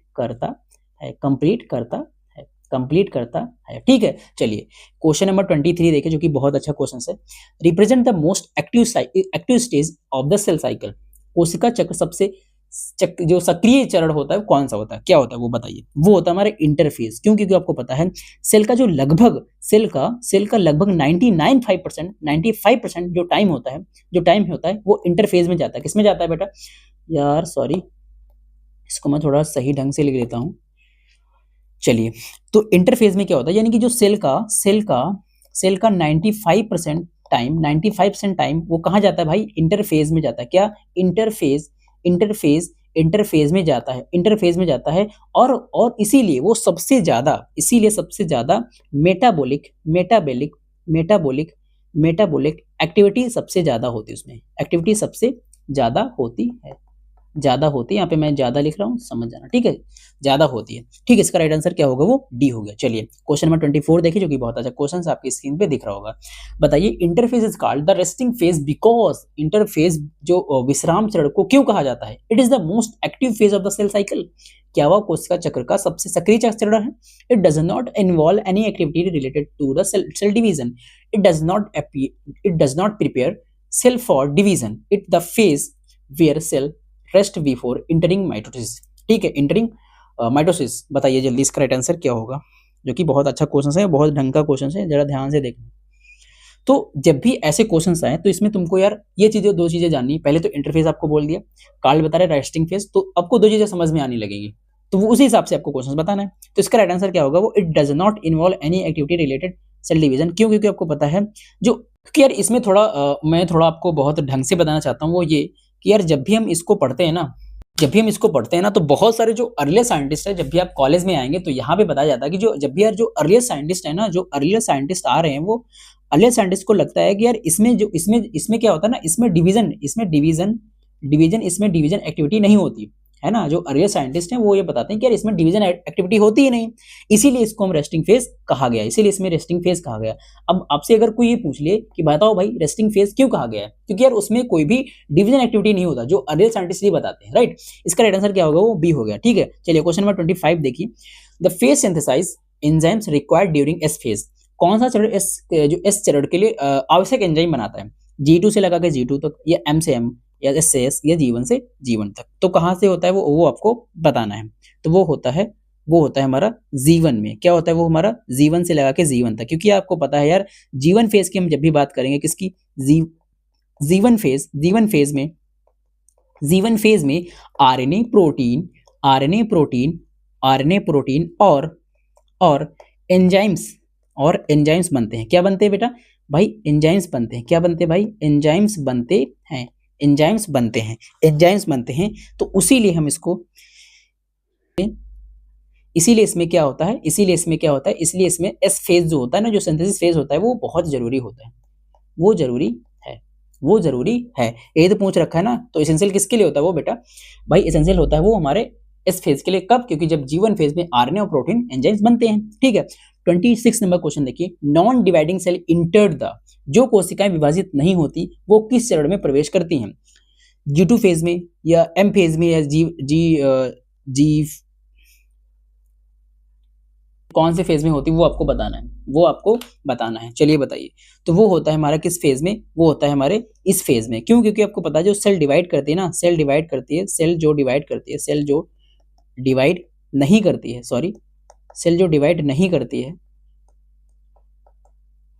नहीं करती है, वो किस फेज में होता है? वो क्यूसेंट फेज, जो क्यूसेंट स्टेज होती है ना, वो क्यूसेंट स्टेज में चली जाती है। ठीक है, किस में चली जाती है? वो क्यूसेंट स्टेज में चली जाती है। ठीक है, चलिए 27 नंबर क्वेश्चन देखिए। The cell which entered the phase start differentiated into the specific type of the cells, किस में होता है? वो होता है हमारा जी, ये जो क्यूसेंट स्टेज है ना, आपको ये दिख रहा है, क्योंकि यार जब भी हम जीरो की फेज की बात करेंगे, इसमें क्या होता है? इसमें सेल स्पेशलाइज्ड डिफरेंशिएट बन जाती हैं। ठीक है, इसमें कुछ होता ही नहीं यार, बन जाती है। ठीक है, इसमें कुछ ज्यादा ध्यान में रखने वाली बातें, अगर आप अपनी ढंग से एनसीईआरटी कवर कर रखी है ना, तो ये बहुत इजी क्वेश्चन है भाई। चलिए क्वेश्चन नंबर 28 देखिए। If the initial amount of DNA is 8 cells, then after S phase what would be? तो ये आपको बताना है। तो बताइए इसका क्या मतलब है। यार देखो 8 सेल्स बन रही है ना पहले डीएनए में, तो यार जब भी हम एस सेल की बात होगी ना, तो एस फेज में क्या होगा? डबल हो जाएगा। कितना? 16 से 16 तक। क्योंकि यार एस फेज क्या होता है? एस फेज में जो डीएनए होता है ना, डीएनए डबल हो जाता है। क्या होता है? डीएनए डबल हो जाता है। अब डीएनए कितना था? 8 कार्बन बता रहा हूँ, 8 सेल्स था, तो इसमें सेल्स 16 सेल्स बन जाएंगे, राइट। चलिए क्वेश्चन नंबर 29 देखिए। The number of chromosome in G one phase is 36, the number in S phase. तो यदि जीवन चरण में क्रोमोसोम की संख्या 36 है, तो इस चरण में कितनी होगी? वो होगी हमारी 36 हो जाएगी, 36। क्योंकि यार जब भी एस फेज की जहां पे बात आ जाए ना, तो वहां पे क्या होता है? डीएनए डबल होता है। लेकिन जब भी हम क्रोमोसोम का नंबर अगर सेम दे दे, क्या यहाँ पे याद रखो एक चीज, क्रोमोसोम एस फेज में क्रोमोसोम्स नंबर अगर सेम है, क्रोमोसोम नंबर सेम। क्वेश्चन, अगला क्वेश्चन देखें। A type of cell division which reduce chromosome number to half is. तो यानी कि आपको ये बताना, जो कोशिका विभाजन है जिसमें क्रोमोसोम संख्या आधी हो जाती है, तो क्या होता है? तो उसमें होता है यार, सभी को पता है उसमें क्या होता है? मियोसिस होता है। क्योंकि यार देखो मियोसिस कैसे होता है यार, जब भी हम क्रोमोसोम की बात करेंगे, मियोसिस में क्रोमोसोम नंबर हाफ हो जाता है। अब कैसे होता है यार, जब भी यहाँ पे 2n होता है ना, तो यहाँ पे n हो जाता है। इसलिए क्या होता है? इसलिए हम इसको रिडक्शन डिवीजन कहते हैं। इसलिए इसको हम रिडक्शन डिवीजन भी कहते हैं। क्वेश्चन नंबर 2 देखो। इन meiosis second, condensation and coiling of the chromatin fibre started during. अब स्टार्टेड ड्यूरिंग का मतलब क्या हो गया? देखो यहाँ पे मेटाफेज दिया गया है, लेप्टोप्रोटीन दिया गया है, डाइकिनेसिस दिया गया है, डाइलेप्टोप्रोटीन दिया गया है, ये दिया गया है, सॉरी, ये आपको बताना है। तो इसका राइट आंसर क्या होगा? वो बी होगा। लेकिन इसके बारे में आपको बताता हूँ बहुत ढंग से, यहाँ पे देखना। देखिए जब भी हम प्रोफेज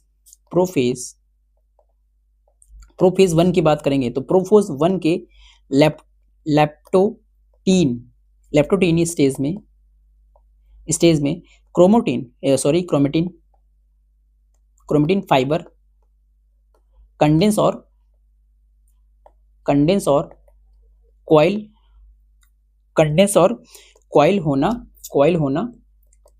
होना शुरू करते हैं। ठीक है, तो इसका राइट आंसर क्या होगा? वो बी हो जाएगा। क्वेश्चन नंबर 3 देखो। इन पैकेटीन इच टेट्राड्स कंटेन। अब देखो टेट्राड कंटेंस दे रखा है, तो ये आपको यहाँ बताना। जब भी टेट्राड की बात करेंगे, तो उसमें कितने हुए थे? उसमें 4 क्रोमेटिन हो गए। तो इसका बिल्कुल राइट आंसर है। टेट्राड का मतलब क्या होगा? इसमें मतलब ये होगा होमोलोगस क्रोमोसोम पेयर जिसमें 4 क्रोमेटिन है। क्या है? जिसमें 4 क्रोमेटिड हैं। ठीक है, चलिए क्वेश्चन नंबर 4 देखो। Crossing over occurs during. अब क्रॉसिंग ओवर अवस्था किस अवस्था में होता है? एनाफेज में या लेप्टोटीन में या डाइलोटीन या पैकेटीन में? किसमें होता है वो आपको बताना है। तो यार वो होता है ना पैकेटीन में। क्यों? क्योंकि आपको पता है पैकेटीन होता है उसमें जब भी हम क्रॉसिंग ओवर की बात करेंगे, क्या जब भी हम क्रॉसिंग ओवर प्रोफेज 1 में, किसमें? प्रोफेज 1 में प्रोफेज 1 में क्या होता है, जो पैकेटिन स्टेज होता है ना, वो पैकेटिन स्टेज में होता है। किसमें? पैकेटिन स्टेज में होता है। यानी कि जो क्रॉसिंग ओवर प्रोफेज 1 में क्या होता है, पैकेटिन स्टेज होता है। ठीक है, चलिए क्वेश्चन नंबर 5 देखो। The homologous chromosome move toward the opposite poles during, यानी कि समजात क्रोमोसोम में विपरीत जो ध्रुव हैं वो कब और की ओर कब जाते हैं, एनाफेज फर्स्ट में या एनाफेज सेकंड में या लेप्टोडीन में या पैकेटिन में, कब जाते हैं वो आपको बताना है।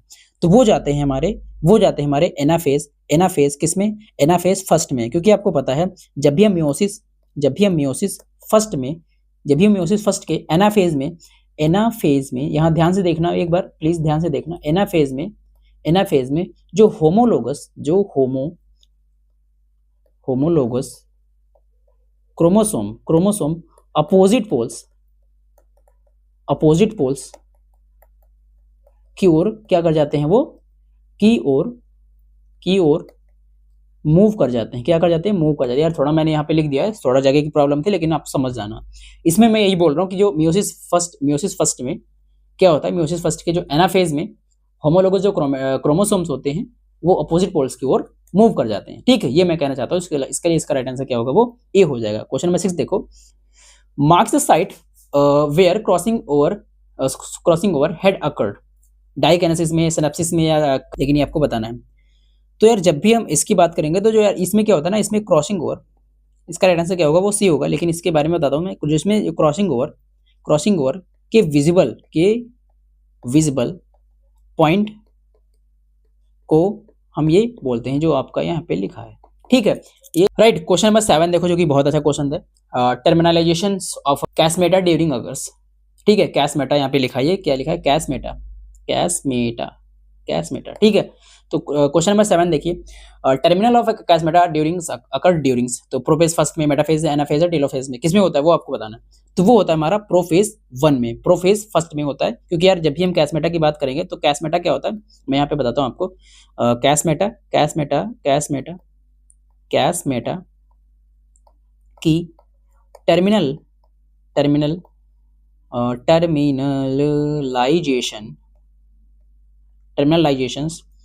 टर्मिनलाइजेशंस प्रो 1 के इंड में होती है। अच्छा, इंड को क्या बोलते हैं हम, डाइकनेक्सिस बोलते हैं। क्या बोलते हैं हम, इंड को डाइकनेक्सिस बोलते हैं। क्या बोलते हैं हम, इंड को डाइकनेक्सिस बोलते हैं, ये याद रखना, राइट। उसके बाद चलिए क्वेश्चन नंबर 8 देखते हैं, जो कि बहुत अच्छा क्वेश्चन है। Bivalent chromosomes align themselves at equated during, किसमें होता है इक्वेटेड ड्यूरिंग, तो वो आपको बताना है। तो यार वो होता है जब भी हम बाइवेलेंट क्रोमोसोम की बात करेंगे तो वो होता है हमारा मेटाफेज फर्स्ट में होता है। लेकिन जब भी हम बाइवेलेंट मेटाफेज में, देखो मेटाफेज में क्या होता है, मेटाफेज फर्स्ट में क्या होता है, मेटाफेज फर्स्ट में जो बाइवेलेंट क्रोमोसोम्स, यहाँ पे क्रोमोसोम लिखा है, वो कहाँ पे अलाइन हो जाते हैं, वो हो जाते हैं हमारे इक्वेटोरियल प्लेट पर अलाइन होते हैं। किस पे होते हैं, वो इक्वेटोरियल प्लेट पे अलाइन होते हैं। क्वेश्चन नंबर 9 देखो। Major check point of the cell cycle किसमें होता है मेजर पॉइंट, तो वो होता है हमारा जीवन एस फेज में। क्योंकि यार जीवन एस फेज का मतलब क्या होगा, जीवन एस जो होता है वो एस ट्रांजिशन करेगा। ट्रांजिशन मतलब समझते हो ना, संक्रमण जिसको बोलते हैं हम।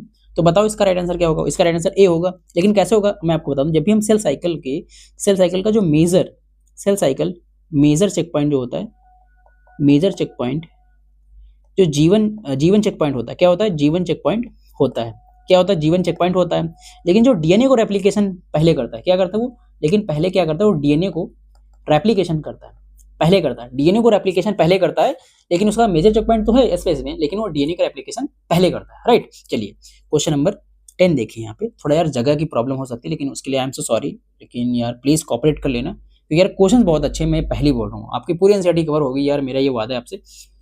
बायोमेडिकल क्वेश्चन मैंने थोड़ा कम लिए हैं, लेकिन हाँ अगली क्लास में या फिर जब भी टाइम मिलेगा तो मैं वो प्रयास करके करा दूंगा, ठीक है, मैनेज कर लेना। चलिए क्वेश्चन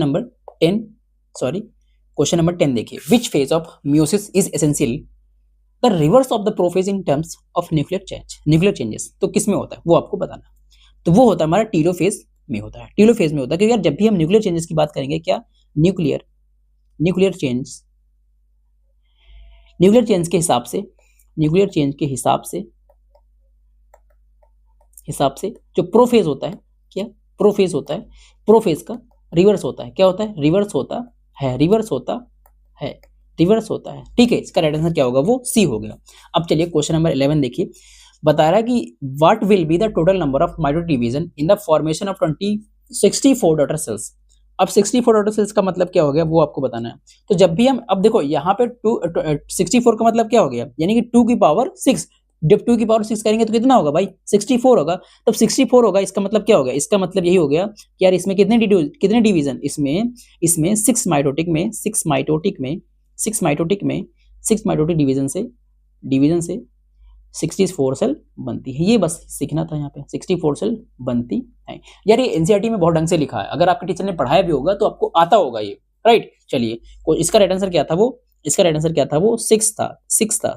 ठीक है, चलिए क्वेश्चन नंबर 12 देखिए, if there 30 chromosomes in G1 phase, the number of bivalent in zygotic stage what will be। ठीक है, तो क्या होगा, जीवन फेज में 30 क्रोमोसोम दे रखे हैं, तो zygotic अवस्था में बाइवेलेंट की संख्या कितनी होगी, तो यार वो होगी ना 15 होगी। कैसे, देखो मैं बताता हूं आपको। बाइवेलेंट का मतलब क्या हो गया, बाइवेलेंट का मतलब हो गया होमोलोगस क्रोमोसोम पेयर, हो गया कि नहीं, क्रोमोसोम पेयर। जब वो बायोलेंट का मतलब क्या होगा, होमोलोगस क्रोमोसोम पेयर। लेकिन हम जब भी 30 क्रोमोसोम की बात करेंगे तो इसमें कितने पेयर होंगे भाई, 15 पेयर होंगे कि नहीं, कितने होंगे, 15 पेयर्स होंगे। लेकिन जब 15 पेयर्स होंगे तो कितने बायोलेंट होंगे, 15 बायोलेंट होंगे, राइट। छोटा सा कॉन्सेप्ट था, वो यहाँ पे अप्लाई करना था। इसका राइट आंसर क्या है, वो बी हो जाएगा। चलिए क्वेश्चन में 13 देखिए, what will be the amount of DNA in meiosis second product if meiocytes contain 30 PG DNA in G one phase. तो बताना है आपको, बताइए तो कितना होगा वो आपको बताना है। तो इसका राइट आंसर देखो 30 पीजी दे रखा डीएनए में जीवन फेज में। लेकिन जीवन फेज का काम क्या होता है, बताओ जीवन फेज का काम क्या होता है, यार जीवन फेज का काम क्या होता है। अब देखो यहाँ पे यार मियोसिस सेकंड भी बोल दिया, तो जब भी हम मियोसिस सेकंड में, देखो यहाँ पे मैं ध्यान से आपको बताता हूँ, ध्यान से देखना। मियोसिस सेकंड प्रोडक्ट में डीएनए अमाउंट जो होता है ना, डीएनए अमाउंट हैप्लॉइड लेवल पे होता है, किसके लेवल पे, हैप्लॉइड लेवल पे रहता है, लेवल पर रहता है। अब जब ये हैप्लॉइड लेवल पर रहेगा तो वो सेम रहेगा, तो इसके लिए राइट आंसर क्या होगा, वो ए हो जाएगा। ठीक है, चलिए क्वेश्चन नंबर 14 देखो, a phase of the cell cycle last more than 95% of the total duration is, prophase में, इंटरफेज में, या एनाफेज में, या टेलोफेज में, ये आपको बताना है। चलिए बताइए, तो वो होता है यार इंटरफेज में, क्योंकि आपको पता है सेल का लगभग 95% भाग मैंने अभी ऊपर बताया था, अभी मैंने डिस्कस किया था कि जो सेल का 95% जो भाग होता है वो किसके समय में पूरा हो जाता है, वो इंटरफेज के समय में ही पूरा हो जाता है, राइट। तो यार इसका राइट आंसर बिल्कुल इजी था। चलिए क्वेश्चन में 15 देखिए, the most dramatic period of the cell cycle, most dramatic period कितना होता है सेल साइकिल का, ये आपको बताना है। तो ये वो होता है हमारे एम फेज में होता है, क्योंकि आपको पता है यार जब भी एम फेज की हम बात करेंगे, एम फेज सेल साइकिल क्या होता है, मोस्ट ड्रामेटिक फेज होता है, मोस्ट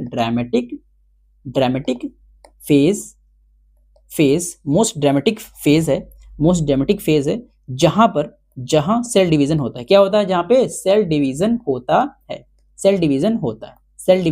है, राइट। इसका राइट आंसर क्या होगा, वो डी हो जाएगा। ठीक है, चलिए क्वेश्चन नंबर 16 की तरफ मूव करते हैं।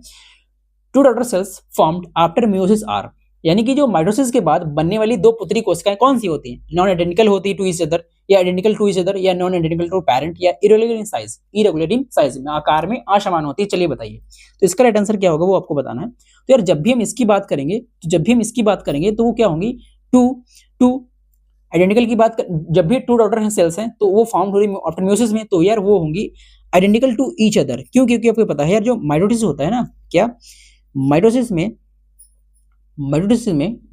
में जो डॉटर सेल होती हैं, डॉटर सेल्स जेनेटिकली आइडेंटिकल होते हैं। क्या होते हैं, जेनेटिकली आइडेंटिकल होते हैं। ये लाइन लिखी हुई यार, आराम से आप पढ़ लेना, आइडेंटिकल होती है। यार मेरा सपना ये कि यार अगर किसी बच्चे ने एनसीईआरटी पढ़ी थी थोड़ी बहुत, अगर वो क्वेश्चंस के थ्रू प्रैक्टिस करना चाहता है, उसको राइट बुक नहीं मिल पा रही या राइट टेस्ट सीरीज नहीं मिल पा रही, तो यार मैं वो क्वेश्चंस करा रहा हूँ, जितने हो सके यार मैं उतनी आपसे अपनी तरफ से मैं आपके लिए प्रैक्टिस करता रहूंगा और आपको कराता रहूंगा, राइट। क्योंकि यार आपके लिए प्रैक्टिस बहुत इंपॉर्टेंट है, हर जगह इरिलेवेंट कंटेंट है, I know very well, but हाँ इस चीज को फॉलो कर सकते हैं, अपना रिवीजन बहुत अच्छे से कर सकते हैं। तो क्वेश्चन नंबर 17 देखिए, a cell division in which are diploid somatic cells divide into two identical daughter cell is called. तो किसमें होता है वो आपको बताना है, वो आपको बताना है। तो किसमें होता है, म्यूसिस फर्स्ट में तो कभी नहीं होगा क्योंकि यार डोमेटिक डिप्लॉयड सोमैटिक सेल देखा, तो इसका राइट आंसर गलत हो जाएगा। वो होता है हमारा माइटोसिस में, क्योंकि आपको पता है जब भी हम डिप्लॉयड सोमैटिक सेल्स की बात करते हैं तो टू, क्या इसमें diploid somatic cell two two, जब भी हम cells two two identical daughter cell बनाता है, ठीक है। डिप्लॉयड में जो सोमैटिक सेल्स होता है, डिप्लॉयड में जो सोमैटिक सेल्स होता है वो क्या होता है, डिप्लॉयड सोमैटिक सेल्स जब टू आइडेंटिकल डॉटर सेल बनाता है तो उसे हम क्या बोलते हैं, उसे हम माइटोसिस बोलते हैं। क्वेश्चन नंबर 18 देखिए जो कि बहुत अच्छा है, which type of cell division is called somatic cell division. अब यहाँ पे आपसे सोमैटिक सेल डिवीजन पूछ लिया, तो वही मैंने यार बताया, इसका राइट आंसर क्या होगा, वो डी हो गया। अब माइटोसिस अकरेंस 19 नंबर क्वेश्चन देखो, माइटोसिस अकरेंस, माइटोसिस कहाँ पे होता है, माइटोसिस होता है कहाँ पे, मेरिस्टेमेटिक सेल्स में या अनडिफरेंशिएटेड जर्म सेल्स में होती है, सोमैटिक सेल्स में होता है, more than one option is correct. तो बताइए कहाँ पे होती है, वो आपको बताना है। यानी more than one option is correct हमको राइट आंसर लग रहा है, क्योंकि यार आपको पता है ये मेरे को सही लग रहा था, क्यों, क्योंकि आपको बताता हूँ जब भी हम माइटोसिस की बात करते हैं तो माइटोसिस जो होता है, माइटोसिस मेरिस्टेमेटिक सेल्स, मेरिस्टेमेटिक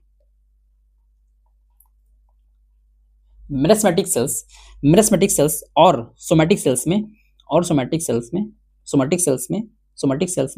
दोनों में होता है, सोमैटिक सेल्स दोनों में होता है, तो इसका राइट आंसर क्या होगा, वो डी हो गया। 20 नंबर क्वेश्चन देखो, the first phase of mitosis which follow interphase, यानी कि इंटरफेज के बाद माइटोसिस का पहला चरण क्या होता है, तो पहला चरण वो होता है, वो उसको हम बोलते हैं प्रोफेज। क्या बोलते हैं उसको हम, प्रोफेज, क्योंकि यार इंटरफेज के बाद क्या होता है, देखो यहाँ पे ये पहली बोलते हैं इंटरफेज के बाद जो माइटोसिस का पहला फेज होता है, इंटरफेज के बाद माइटोसिस का जो पहला फेज होता है ना, पहला फेज भी होता है भाई प्रोफेज होता है। क्या होता है, प्रोफेज होता है। इसका राइट आंसर क्या होगा, बी हो गया। 21 नंबर क्वेश्चन देखो जो कि बहुत अच्छा क्वेश्चन है, the initiation of condensation of chromatin material occurs. ये देखो ध्यान से पढ़ो, इस क्वेश्चन को जरा ध्यान से पढ़ो, क्योंकि यार बहुत अच्छा क्वेश्चन है और आपको समझना पड़ेगा यहाँ पे, राइट। तो बताओ इसका राइट आंसर क्या हो गया, इसका राइट आंसर क्या हो गया। अब यहाँ पे बोल दिया initiation of condensation of chromatin material occurs, तो यार वो कब होगा, जब संघनन की शुरुआत किस चरण में होती है, क्रोमैटिन की किस चरण में होती है, वो आपको बताना है। तो वो होती है हमारी प्रोफेज में, क्योंकि यार जब भी हम प्रोटीन कंडेंसेशन होता है ना, इसी में शुरुआत होता है, इसके स्टार्टेड होता है, यहाँ पे स्टार्ट होता है, राइट। इसका राइट आंसर क्या होगा, वो ए हो गया। 22 नंबर क्वेश्चन देखो जो कि बहुत अच्छा क्वेश्चन दिख रहा है आपको, mitotic spindle initiate during it. जो स्पिंडल होता है ना, स्पिंडल, माइटोटिक स्पिंडल आपने बहुत ढंग से पढ़ा होगा, तो उसके बारे में बताना है कि वो इनिशिएट कब करता है, ड्यूरिंग द इनिशिएशन, ठीक है। तो बताइए टीलोफेज में करता है, एनाफेज में करता है, या प्रोफेज में करता है, या मेटाफेज में करता है, वो कब करता है, वो आपको बताना है। तो इसका राइट आंसर क्या होगा, वो आपको बताना है। इसका राइट आंसर क्या होगा, वो प्रोफेज होगा। क्या होगा, वो प्रोफेज होगा, क्योंकि यार जब भी जो माइटोटिक स्पिंडल फाइबर होते हैं वो प्रोफेज में बनना शुरू होते हैं। कहाँ बनना शुरू होते हो, वो यार ये तो 100 क्वेश्चन हो गए, क्योंकि इसमें कोई कॉन्सेप्ट वाला बात ही नहीं था। अगर आपने ढंग से एनसीईआरटी पढ़ रखी है तो एनसीईआरटी की लाइन बाय लाइन चिपका रखा है यहाँ पे, ठीक है। चलिए 23 नंबर क्वेश्चन देखो, nucleus and nuclear membrane disappear during, यानी कि जो न्यूक्लियस होता है या न्यूक्लियर मेम्ब्रेन होता है, वो कब गायब होते हैं, वो होते हैं हमारे प्रोफेज में। कब होते हैं, प्रोफेज में होते हैं, प्रोफेज में डिसअपीयर हो जाते हैं। 24 नंबर क्वेश्चन देखो, the chromosome are shortest and thickest during, यानी कि क्रोमोसोम सबसे छोटे और सबसे मोटे किस चरण में होते हैं, वो मेटाफेज में होते हैं, सबसे क्या होते हैं, शॉर्टेस्ट भी होते हैं, यहाँ पे क्या होते हैं, शॉर्टेस्ट भी होते हैं और थिकेस्ट भी होते हैं, ठीक। इसका राइट आंसर क्या होगा, वो बी हो जाएगा। चलिए 25 नंबर क्वेश्चन देखिए, the chromosome align at the equator, यार ये तो मैंने ऊपर ही बताया था, शायद आपको ढंग से याद हो, तो यार ये तो मैंने ऊपर ही बताया था। तो यार वो होते हैं ना, मेटाफेज में होता है। अलाइन कहाँ पे होते हैं, वो मेटाफेज में होते हैं। यहाँ पे थोड़ा घुमा के पूछ रहे, लेकिन हाँ कॉन्सेप्ट वही लगेगा, राइट। चलिए 26 नंबर क्वेश्चन देखो, the morphology of the chromosome is study during it, तब कब हम स्टडी करते हैं, जब मॉर्फोलॉजी में पढ़ते हैं क्रोमोसोम्स की। तो बताइए कब करते हैं मॉर्फोलॉजी ऑफ द क्रोमोसोम्स, है ना। तो यार वो हम लोग कर लेते हैं कब, मेटाफेज में कर लेते हैं। कब कर लेते हैं, मेटाफेज में कर लेते हैं, क्योंकि यार सबसे इसमें क्या होता है ना, जो क्रोमोसोम की मॉर्फोलॉजी होती है ना, क्रोमोसोम की जो मॉर्फोलॉजी होती है इसमें क्लियर दिखाई देती है। क्या इसमें क्लियर मेटाफेज में दिखाई देती है। क्लियर कहाँ दिखाई देती है, वो मेटाफेज में ही दिखाई देती है, तो इसका राइट आंसर क्या होगा, वो ए हो जाएगा। चलिए 27 नंबर क्वेश्चन देखो जो कि बहुत अच्छा क्वेश्चन है, the point of attachment of the microtubule on the chromosome is called, यानी कि जो माइक्रोट्यूब्यूल है उसके जुड़ने का स्थान कहलाता क्या, सेंट्रोसोम, कैनेटोकोर या क्रोमेटिड या स्पेंडल, क्या होता है वो आपको बताना है। तो यार वो होता है ना हमारा कैनेटोकोर, क्योंकि यार आपको पता है जो माइक्रोट्यूब्यूल्स होते हैं, माइक्रोट्यूब्यूल्स क्रोमोसोम्स के कैनेटोकोर से किससे अटैच होते हैं, वो कैनेटोकोर से अटैच होते हैं, कैनेटोकोर से अटैच होते हैं। ठीक है, तो इसका राइट आंसर क्या होगा, वो बी हो जाएगा। 28 नंबर क्वेश्चन देखो जो कि बहुत अच्छा क्वेश्चन है। Chromosome move toward the pole during, तो क्रोमोसोम ध्रुव की ओर कब ले जाते हैं वो आपको बताना है, यानी कि ध्रुव की ओर कब जाते हैं, प्रोफेज में जाते हैं, एनाफेज में जाते हैं, तो यार वो जाते हैं ना एनाफेज में, क्योंकि यार क्रोमोसोम जो होते हैं ना, इसका मतलब क्या होगा, इसका मतलब ये होगा यार अपोजिट जो पोल्स होते हैं, अपोजिट पोल्स की ओर मूव करते हैं, अपोजिट पोल्स की ओर मूव करते हैं। ठीक है, चलिए इसका राइट आंसर क्या था, वो डी था। 29 नंबर क्वेश्चन देखो, the centromere split during it, centromere कब विभाजित होता है, एनाफेज में, टेलोफेज में, इंटरफेज में, प्रोफेज में, कब होता है वो आपको बताना है। तो वो होता है हमारा टीलोफेज में। कब होता है हमारा, टीलोफेज में होता है, नहीं भाई वो होता है हमारा एनाफेज में, ये ऊपर तुमको दे रखा है। एनाफेज में वो क्या होता है, स्प्लिट होता है। एनाफेज में जो क्रोमोसोम होते हैं वो स्प्लिट होते हैं। ठीक है, चलिए क्वेश्चन नंबर 30 देखो जो कि बहुत अच्छा क्वेश्चन है। The chromosome cluster at opposite poles and the lost their identity during, तो कब होता है वो आपको बताना है। यानी क्रोमोसोम जो होते हैं विपरीत ध्रुवों पर समूह बनाते हैं, वो अपनी पहचान खो देते हैं, कब खो देते हैं वो आपको बताना है। तो वो बनाते हैं जब टीलोफेज स्टेज चल रहा होता है, तब वो अपनी पहचान ही खो देते हैं, क्योंकि यार जो क्रोमोसोम्स होता है वो क्लस्टर के फॉर्म में, वो क्लस्टर होकर डीकंडेंस हो जाते हैं। क्या हो जाते हैं, डीकंडेंस हो जाते हैं।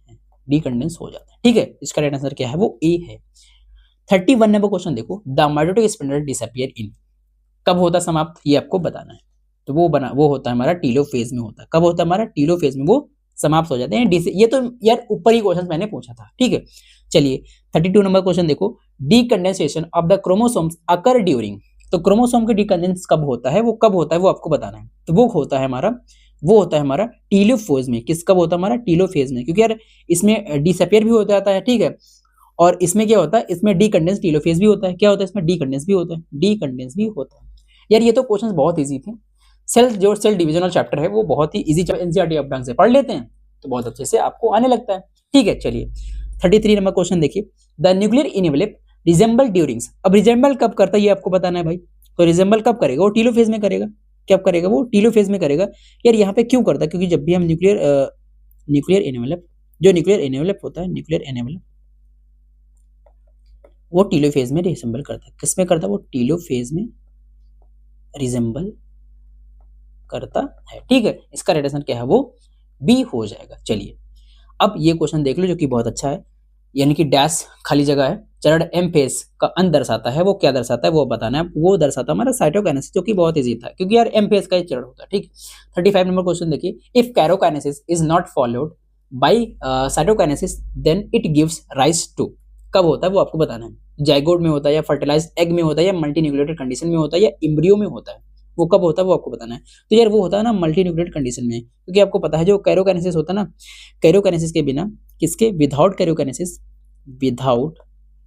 कैरियोकाइनेसिस, थोड़ा मैं शॉर्ट में लिख रहा समझ जाना, कैरोकाइनेसिस के बिना जो साइटोकाइनेसिस होता है ना, जो साइटोकाइनेसिस होने पर मल्टीन्यूक्लिएटेड सेल बनाता है। क्या बनाता है ये, मल्टीन्यूक्लिएटेड सेल बनाता है, मल्टीन्यूक्लिएटेड सेल्स बनाता है। ठीक है, यहाँ पे मैंने आपको बता दिया, समझ जाना।